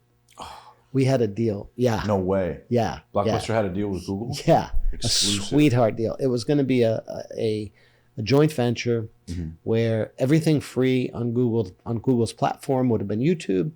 Everything paid would have been Blockbuster. Total aggregation, not like today of I don't know who's got this movie, that movie. It was old movies, new movies, because we had acquired MovieLink. Yes. From the studios. We acquired a digital streaming company. We had 3,000 titles of new releases already digitized. And they already had the deals with the studios and the production already companies. Had the deals with the studios. This would have been massive. But the rumor that Blockbuster was going to file for bankruptcy caused Google to say, we don't want to do this JV if you're going to, we're Google. They were still pretty new and growing. Do you remember? Do you remember when you got the call when they changed their tune? Yeah, Nikesh Arora, good guy. He's like, I literally remember what he said. He goes, "Oh man," he says, "it kills me. I got to tell you this, but my board said we can't go forward until you resolve your financial stuff." But he literally said, and I don't know how long that's going to take, but we've kind of got the attention span of a gnat over here. And so I wouldn't count on us ever the coming deal back happening. to this deal. Yeah. That must have been a tough phone call to hang up, that was a really tough one. But I had other strategics. I had Dish Networks. I had discussions with AT&T.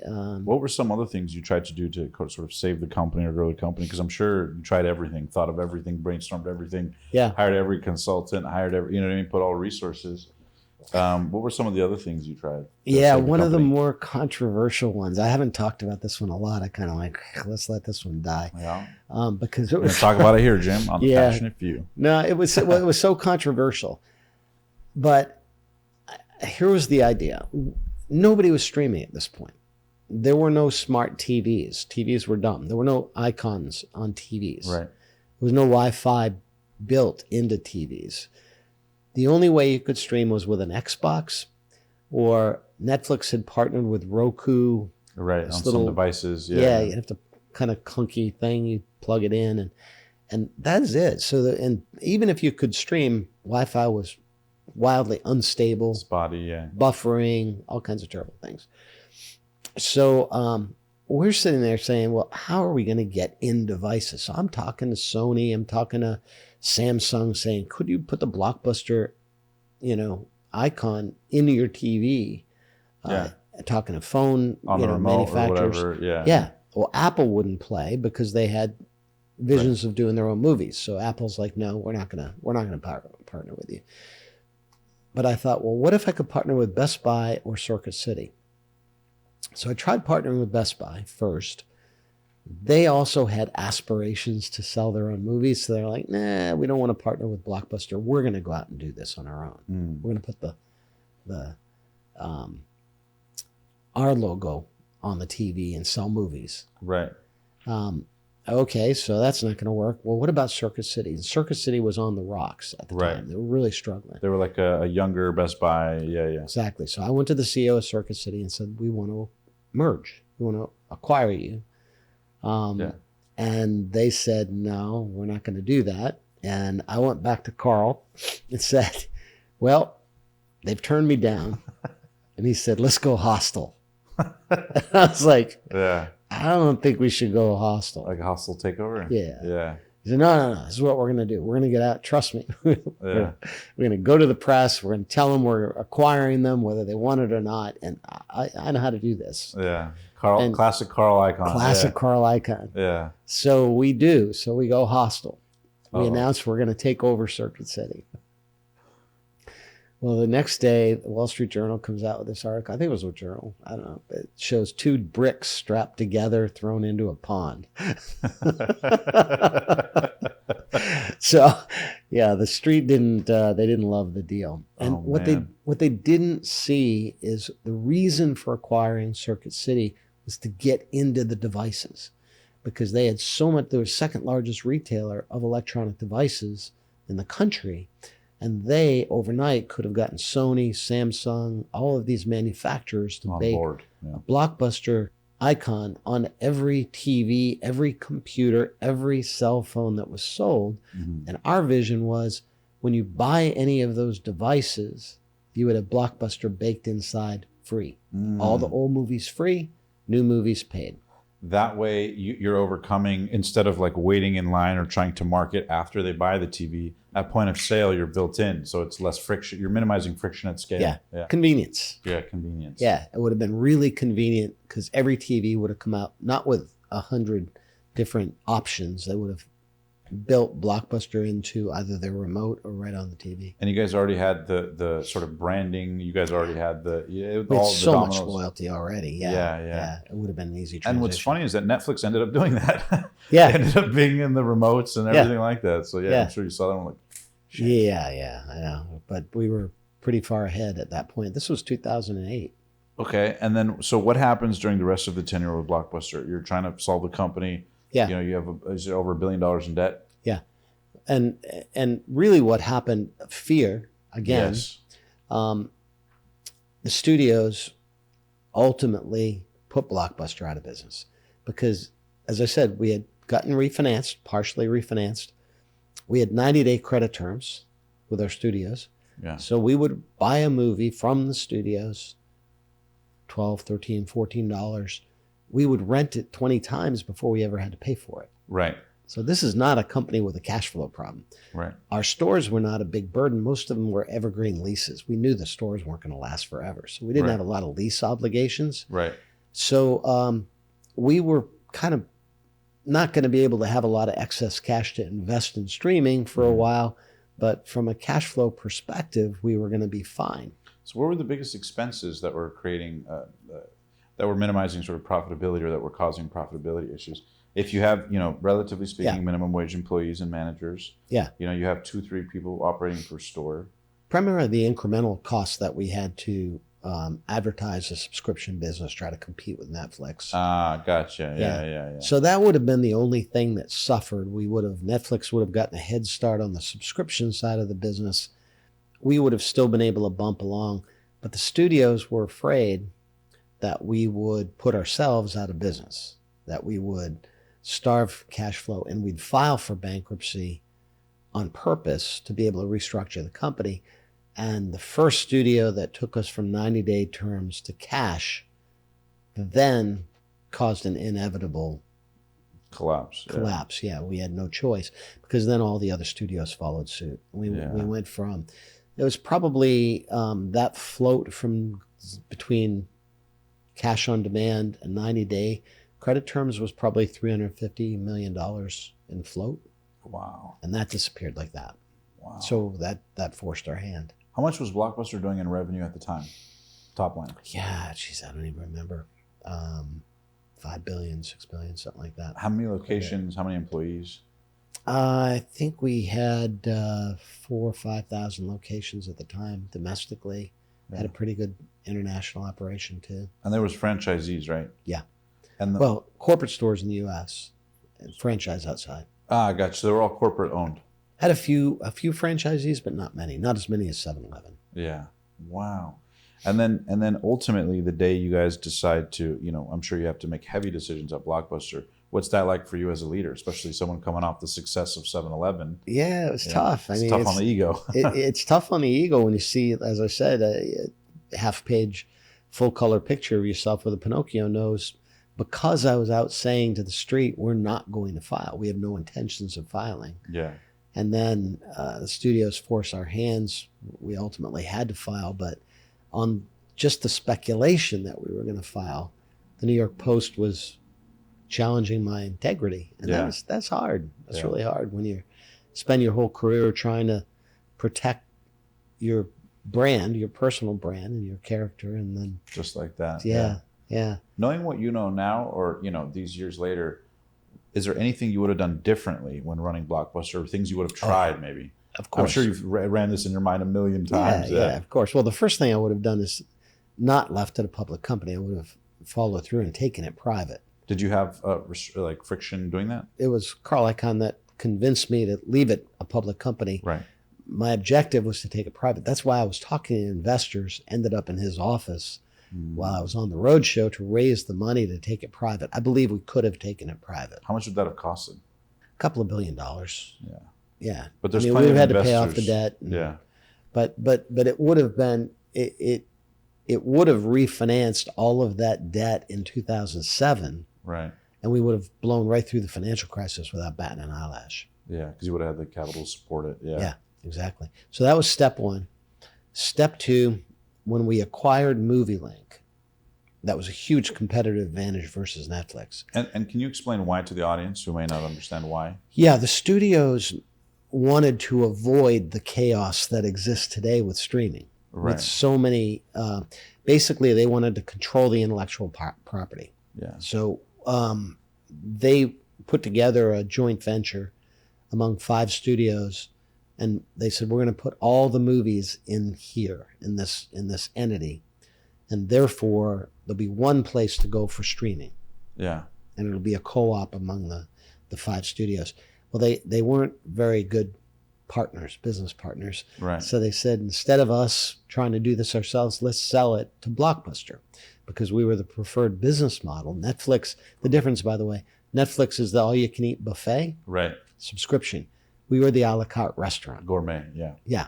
When you spend $500 million to make Top Gun, you don't want it to go in the all-you-can-eat buffet. Right. You want Exactly. to extend that window for pay-per-view, if you will. Yeah, and have the opportunity on the upside if it really performs for more versus like Netflix can give you a blanket deal or get away paying you less or whatever it is. Yeah. Yeah. Exactly. So the studios had this entity, they sold it to us, and then here's the decision I would like to have back. And I'd put anybody in my chair and say, what would you do? For about $50 million, we bought the company. For $100 million per year, we could have acquired the long tail content. So in other words, with MovieLink, we acquired 3,000 of the newest movies. We had access to thousands and thousands of the older movies at $100 million a year with a deal through Viacom. Mm-hmm. That would have allowed us to control something like 60% of the long tail content. So basically everything that HBO or Disney didn't control. Right. If we had done that deal, Netflix would have had nothing to stream. Right. It was exclusive. Right. But it was $100 million a year. In 2007, when no one knew how many years it would take to monetize streaming. Right. Is it going to take 10, 3, 2, 4, 15? There's no proof of concept. If it took 10, that would have been $1 billion investment Burn. that never paid out, right? So, and you're already in a position where people don't like you. So now Jim's going to make an extra $1 billion mistake if you have all these things potentially. I wasn't worried about that part. I took it to the board, and it was the board, and the thing I would have done, I would have been more assertive with my board to make that deal. I was probably too deferential to their experience. My board had several people that had, virtually founded the subscription business, the HBOs, the Showtimes, former senior executive from Warner, had some really solid experience on my board. And I deferred to their judgment that this investment at $100 million a year could put us out of business. Yeah. Now, with a crystal ball, hindsight's 2020. Yeah, if I knew the financial markets were going to collapse, I would have made that bet and then restructured the company around that asset, and we still would have had the huge competitive advantage versus Netflix. That's a good point, because even if they had the software or the technology or whatever, if you guys would have, for lack of a better expression, bottlenecked the titles and you guys had control over it, you'd be in a position where, you'd have the leverage in that position. Yeah, but because absolutely. you didn't, the door was open, so Netflix ended up doing those deals. Yeah. When we blinked and we didn't sign that deal, Netflix took the content non-exclusively, and that was when they began streaming. So if Reed was here today, he would say, dodge the bullet on that one. Did you ever have a conversation with Reed? Yeah, I have a lot of respect for him. I think he's done a fabulous job with it. What do you think of him from a leadership perspective at that time, like in terms of how he's built the company? What are some things you think were like instrumental that they really did right at that time? The first thing they did right, they built a very good algorithm. So we had DVDs by mail, they had DVDs by mail. They had a better algorithm to recommend movies. So it's the recommendation engine. So the user experience, Yeah. So we had a very acceptable competitor, but they had a better recommendation engine. So that was the first thing they did.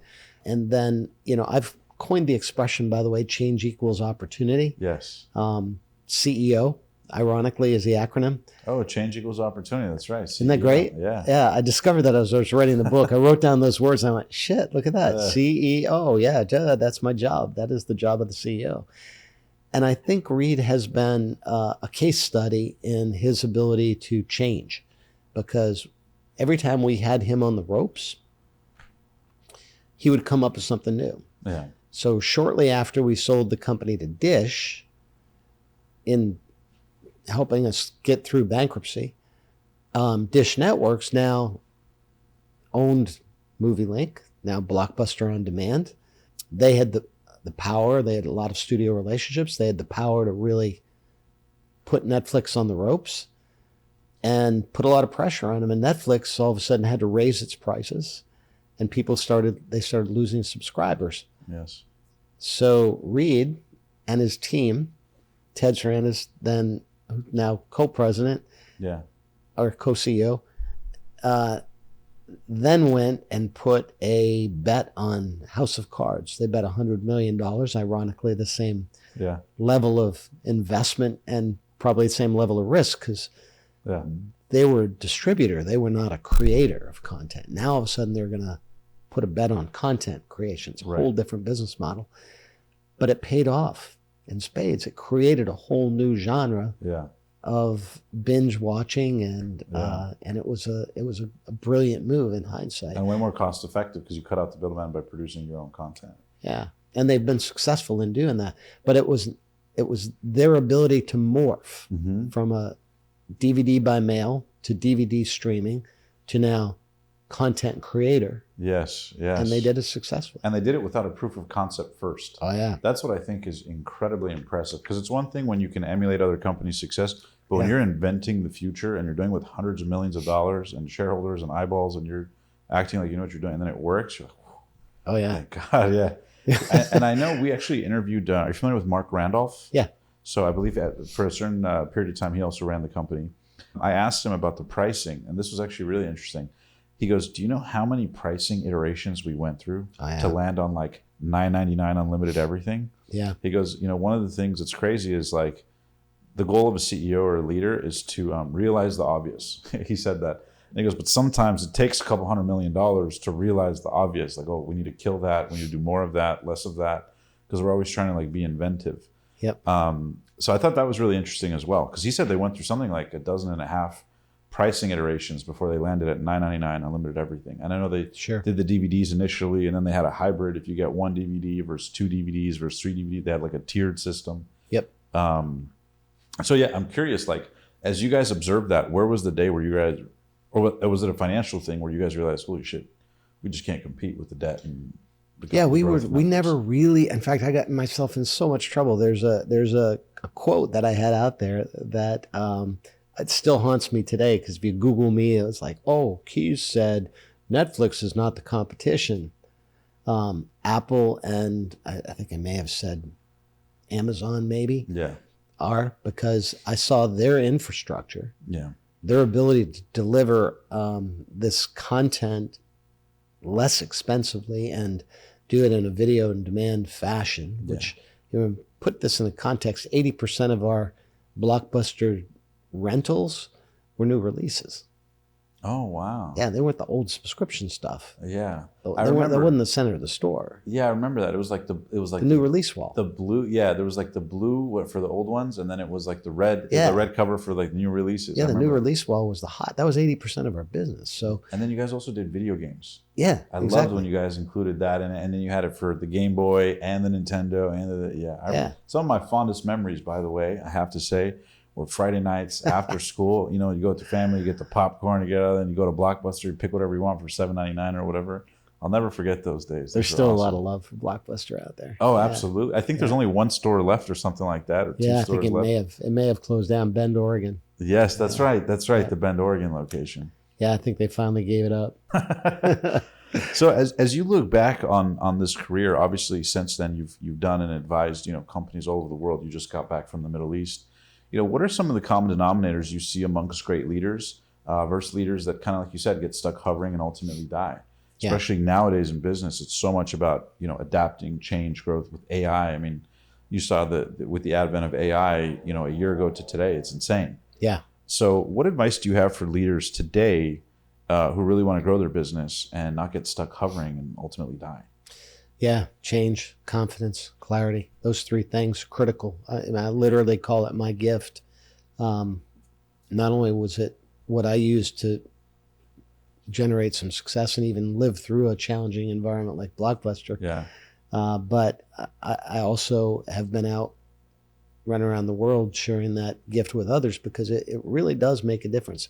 Commerce begins and ends, all commerce, with change. Yeah. And it is the biggest obstacle to companies to be able to adapt. Sears. Yeah.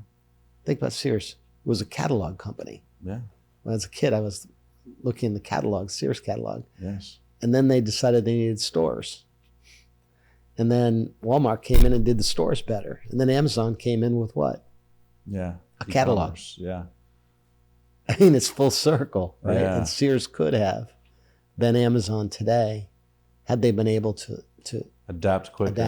Yeah, it's crazy to think about companies like that. I mean, you even look at Toys R Us. Yeah. Like that company, I never in a zillion years would think that would go under, and just like that, because people are buying their stuff on Amazon or whatever it is. Yep. What do you think, like nowadays, leaders need to pay attention to when it comes to change, to pay attention to the writing on the wall? Do you think it's important to just be in a constant state of anticipating adaptation kind of thing? Or, you know, what's the practical advice on it? That's literally why I wrote the book, because we have a tendency to think that we know what we're doing. We've learned what we need to learn, right? Yes. But leadership is about learning. Because if change equals opportunity, then the only way to adapt to change is to be a constant learner, to have all of the things that I characterized in the book: curiosity, critical thinking, creativity, all of those things that we tend to delegate out to somebody else.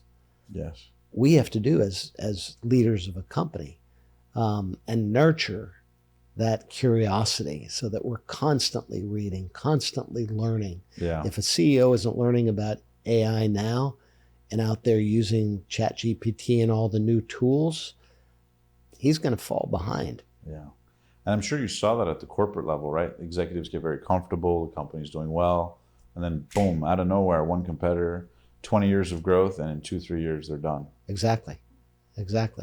Yeah. And what people aren't doing is they're not learning from others. So the simple explanation for Blockbuster is, oh, Netflix beat them. They didn't keep up with technology. There is so much more learning, as we've just discovered, right? Yeah. In the Blockbuster case study, it's about cash management. It's about stakeholder communication. It's about Strategic deals, partnerships. Partnerships. It's about managing vendors. It's about managing press. Right. All of those elements come back into the Blockbuster case study. But if somebody looks at it on the surface and says, oh, yeah, simple, they didn't keep up with technology, they missed all that learning. Yes. That they could have used to prevent their situation from sliding down that path. And so when you say learning too and education, a big part of the book, you talk about education is freedom. Tony Robbins talks about this concept that we're drowning in information, but we're starving for wisdom. Yeah. Right? So the ability to make discernment between, arbitrary information versus stuff that really matters. So as you see it, like what are the things that people need to actually pay attention to from an education perspective? Obviously data is important. Yeah. Trends are important, forecasting trends, right? Anticipating them early. What else from a leadership perspective do you recommend people learn? I'm going to give you a formula that I've been coming up with. We all know what IQ is, right? You have to have, it's your intelligence quotient, and that's measurable, presumably. And then a few years back, people started coming up with EQ, right? Your emotional quotient, right? Are you balanced, and are you able to make good judgments and those kinds of things? So I define the difference between those as raw intelligence, so horsepower, intellectual horsepower, and then EQ, so IQ plus EQ is kind of like knowledge. Right. But here's what's missing, something I call CQ. I put this in the book. That's the character quotient. And it's the why. I've characterized this as the why of learning.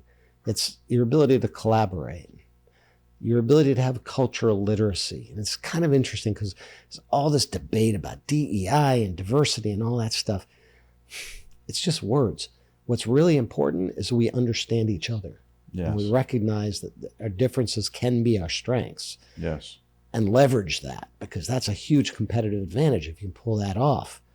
And so and then the third element of why to learn is character. So I characterize this as each of us has a brand. It's not written on our chest, but we're just like Coke or Pepsi. You've got a brand, I've got a brand. And it's our external appearance, that's our packaging, right? Yeah. How do people feel when they see us? And then more importantly than the packaging is what's inside. Yeah. Our gratitude, our humility, our character, our elements of character like integrity. Can you trust what's inside that other person that you're going to do business with? And so if you start with IQ and then add EQ, okay, that person has knowledge. That's great. But if you now throw in CQ, the character quotient, and add it to the others, you go from knowledge to wisdom. Yes. And it's wisdom that lets people recognize the importance of their character, of collaboration, of cultural literacy. I love that you share this, James. It's a phenomenal interview. I want to re-listen to it the second I'm finished with it. But I want to ask, from your perspective, especially nowadays in this generation, there's such an emphasis on making money, scaling the company as soon as possible. People aren't willing to put in the time, so to speak, like they used to. People make debates about the workforce in this day and age, et cetera. What are your thoughts on the biggest misconceptions people have about making money at a high level? I mean, obviously you ran, multi-billion-dollar companies, but what's the biggest misconception most people have about what it takes to actually make money? And from a leadership perspective, what are the things to focus on? First, the recognition it's not about the money. Yeah. And that's hard to do. Yeah, it's funny because sometimes we do interviews and people will say that and they go, well, easy for you to say. You already got 100 million and ran billion-dollar companies, and you're like, well, it's not about the money, really. Yeah, no, it is. It's easy to say, but I saw it in my dad, who had no money. Yeah, and he didn't care, but what he wanted was freedom. And if you extrapolate that to somebody with billions of dollars, a lot of times they're not happy because they're still chasing more money as opposed to recognizing that money was a path to freedom, and they're not really enjoying the freedom that they could enjoy if they recognized that really wasn't the money, wasn't the goal in the first place. It was just a means of keeping score. It was the freedom, the flexibility, opportunity that came as a result. So yeah, I think that's one factor, is getting people to realign their ultimate goal from, is it money I'm after, or is it independence? Is it freedom? Is it adventure? Which goes back to the clarity you talk about. Yeah. What about on that point? I want to ask one more time. When it comes to clarity, you talk about education, and constantly being learning and being on the front end of that. What do you think is like the real way people can get clarity on a practical level? Like, say someone's listening to this, what's a step one, step two someone could do to get clarity in their life, their business, their career path, whatever it is? I wish I had all of the answers to that, but I'll tell you what I do. First thing I have to do is I've got to get rid of the clutter. Because I, like anybody else, will overcomplicate things, and my mind's going a million miles an hour. So there are some techniques. Call it meditation, call it prayer. And some people would call it prayer. But the ability to calm your mind down and to declutter the complexity that you naturally want to build in is a skill that can be learned. I've been looking more into neuroscience, and it's really interesting because we know so little about the human brain, but it's basically a computer. And we're using just a tiny bit of it, and we don't really know how to reprogram it. But there's a lot of research now about, why do people meditate? Why do they pray? What they're doing is they're changing the way their brain is firing, the way the neurons are firing, to be able to respond in a different fashion. And it's the same thing I talked about in the cockpit, right? The reason I train in a simulator, and the reason that the FAA requires me to train every year, is that it's really important to reprogram my brain as a pilot so that I'm not reacting in a crisis. I have a proactive response, not a reactive. Especially under pressure. Exactly. Kind of like you were mentioning at Blockbuster and 7-Eleven, turning around the companies. It's funny because you went into both of those companies as CEO, both when they were in a shitstorm. I know. So it's like, what's wrong with me? Well, maybe you like thriving in the chaos, right? Kind of like the pilot in you, enjoys the element of that. I see the opportunity. You see the opportunity. I want to ask for business owners. I posted inside of a group saying I was going to interview you, and one of the best questions I got asked in there is, say an entrepreneur is maybe doing well, they're growing the company, but maybe they have a bottleneck. And a lot of times, as you just shared, a lot of times leadership, you don't know what's wrong. Like, you're kind of guessing, tinkering with things. But say someone's been out of bottleneck in their business, even if it's doing very well, what's that first question you'd ask, or that first resource, or what are the things to pay attention to that most people don't? Because I'm sure you've talked to CEOs and leaders of many multi-billion-dollar companies. And it happens at every level, right? At the $1 million level, $100 million level, $1 billion, it's the same issues. What do you recommend people do to get past those plateaus on a practical level? Just testing new things constantly. From a leadership perspective, what would you tell a CEO out there? That, in fact, I just met with a group yesterday of human resources professionals. In Dubai? Or? No, this was right after I got back from the Middle East. I went straight into this group of human resources professionals. And I'm like, what am I going to talk to human resources professionals about? And I said, I have a confession for you. I said, it took my entire year and 2 full careers, my entire career, and 2 full CEO jobs to realize that the most valuable resource in any company is the human resource. And the hardest to manage is the human resource. And I said, in front of this group of human resource professionals, that I had underappreciated their role, but that really their role could be arguably as important as the chief financial officer or chief operating officer of a company, because it comes back to those roadblocks, those obstacles that you encounter, those bottlenecks, 90% of the time come down to people. Yeah. And their inability to perform, or systems, or their whatever. own fear, their own personal issues. They may be passive aggressive, saying, yes, sir, I'll do exactly what you want, and then doing something different. Right. Or, they may have their fight or flight reactions triggered. So they're duking it out in the boardroom over stupid stuff, right? It happens all the time. And those things are killers, and they kill organizations, and they create those bottlenecks. Mm-hmm. They stifle innovation, they stifle change. So early on in my career, a guy named Ron Sharon sat down with me. He was Jack Welch's guru. Oh, wow. He was the guy that ran Crotonville, the leadership training place for Jack Welch. Yeah. And I had the privilege of meeting with him. And he said, yeah, I'll give you some advice. And he asked me to write down the descriptions of my top 10 people. And I did. And he said, you're going to fail.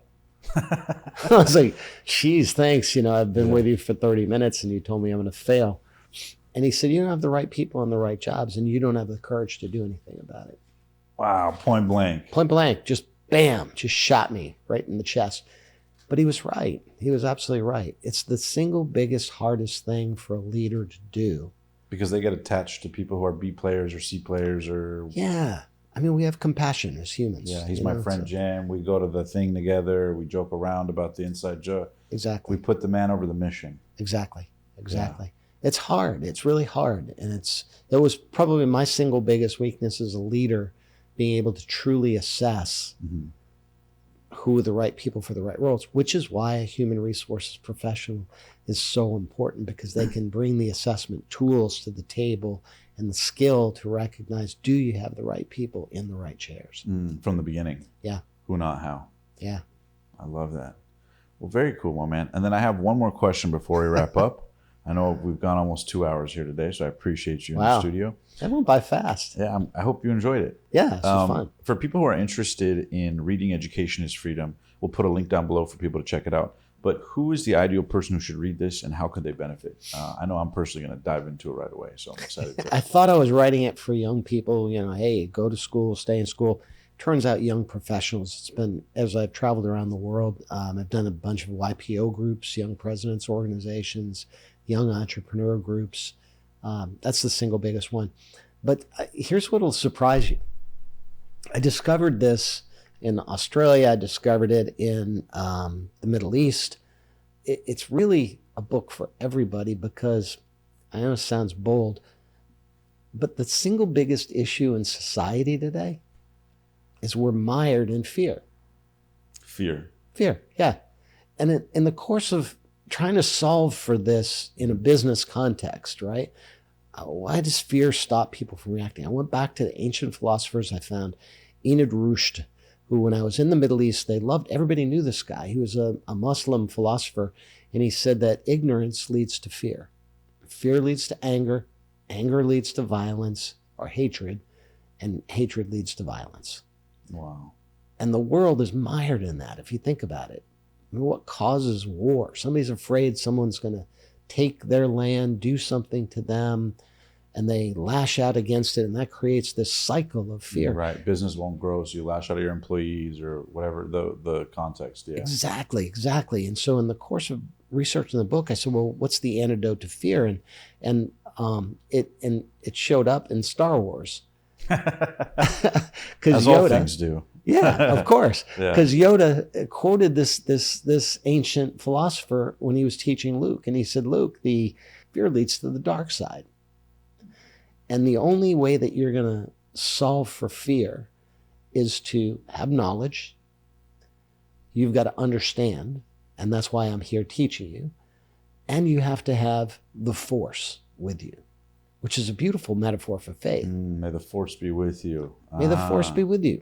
You've got to believe. Yeah. Right? Act upon the inner will. Yeah. So I'm in the Middle East, and this was really a shock. I when I talk to groups like that, I usually, and I talk about this, how to overcome fear. I talk about, this balance between reason and faith is a really powerful force. And the Bible quotes 365 times the most common phrase in the Bible, most repeated verse, do not be afraid. Wow, I didn't know that. Yeah, I discovered it in researching the book. And then I went to the Quran. And I said, well, does the Quran say the same thing? 170 times in the Quran. Wow. You have nothing to fear. And so here are two of the largest faith groups in the world, both saying, what the heck are you afraid of? And yet humanity is mired in this cycle of ignorance and fear and violence. So the antidote that we can turn it around is strive for knowledge and have a balance that, interestingly, Pope John Paul, of all people, I thought he would have erred on the faith side, right? But he described it like this. He said, a human needs a balance between faith and reason. He said, it's like a bird. If one wing overperforms the other, the bird's going to fly around in circles. Oh, yeah, that's true. Yeah. So you have to have a balance between faith and reason. And he said, in a human, it is those two wings of faith and reason that elevate the human spirit to seek the truth. Wow. That's How profound. Beautiful is that, right? Yeah, metaphoric. Yeah. And here I am quoting John Paul in Saudi Arabia and Kuwait. Yeah. And my friends... Instead of Prophet Muhammad. Yeah. Well, they came to me and said, well, let me share a quote from the Quran that mirrors that sentiment, that sentiment from John Paul II. And so we are bantering back and forth between Christianity and Islam on the importance of a balance between faith and reason, and ultimately to be able to help us eliminate fear and seek truth. That's beautiful. I want to ask you from a fear perspective. I know I said last question, but as somebody who ran, not one, but two multi-billion-dollar companies, I'm sure there was lots of fears, lots of pressure. You have shareholders, you have millions of customers, 7-Eleven and Blockbuster, everybody knew them, right? Probably hit one right before they hit the other. Yeah. I'm curious, what were some of the most fearful times and decisions you had to make, whether they paid off big time or they were colossal failures, just to zoom into the audience to show people what you were going through on a real world level? Yeah, when you've got someone as strong as Carl Icahn, and I mean, let's face it, he's pretty strong. Yeah, and for context, this is one of the most successful financial traders in the history of the world, Carl Icahn. Yeah, exactly. And I have a lot of respect for him. And when he is taking a position 180 degrees opposite what you as CEO and chairman of the company believe is the right thing to do, you can't help but second guess yourself. Is he right? Am I making the wrong decision here? You can't help but second guess yourself, but that's also when that faith element comes into play, because you've got to believe in yourself. Right. And you've got to believe that there is a right and a wrong, and that you're on the side of doing the right thing. Yeah. Easier said than done. Easier said than done. Yeah. Do you remember just to give one more example of something maybe they opposed or they were against and you kind of pushed forward that ended up either panning out great or not, whether at 7-Eleven or Blockbuster? Well, I mean, I've got thousands of examples, but I mean, here's a classic one. When Island card readers first came out, right? That you make it easy to get gas. Right. Well, remember I told you when 7-Eleven first put gasoline into stores, they were using it as a loss leader. As a loss leader, so the gas is cheaper, so you go into the store. So you get in the store. Well, here I'm this new kid on the block, and I'm going, hey, I got this new technology. We're going to make it easier for people to pump their gas. They don't have to prepay, because back in the day, you had to come inside the store, put the money down, go back out, pump your gas, go back in, get your change. It was a total pain in the ass. Right. So the card reader made sense if our business was convenience, right? Well, the first time I presented it to the senior management team at 7-Eleven, I'm like 25 years old or something like that. Yeah. Here's what we're going to do. This is brand new technology. We're going to let people pay for their gasoline at the pump. Yeah, with card readers. Yeah. One of the directors stands up and he just gets, that fight or flight thing, right? Pounds his fist on the table. Over my dead body, will you ever put those bleepity bleep things in my store. Never. Yeah. It'll never happen. Not in 7-Eleven. Oh, geez. Okay, this is going to be a little bit of a challenge. Yeah. And I had to go prove it. So I literally got the data, put the card reader in a couple of stores, measured the results, proved that we put so many more people on the lot because we made it convenient to get gasoline that more people actually went inside than when we forced them inside. Yeah. Because they put the card reader in, pump the gas. We used to knock off the little clips that would hold the hose in place. For some reason, everybody used to knock those off. Yeah. And so I started leaving those on so people could put the card in, have the gas pumping, go inside, buy stuff, come back out. Bottom line is, it worked. Do you remember how much it increased revenue by, or any kind of figures, give or take?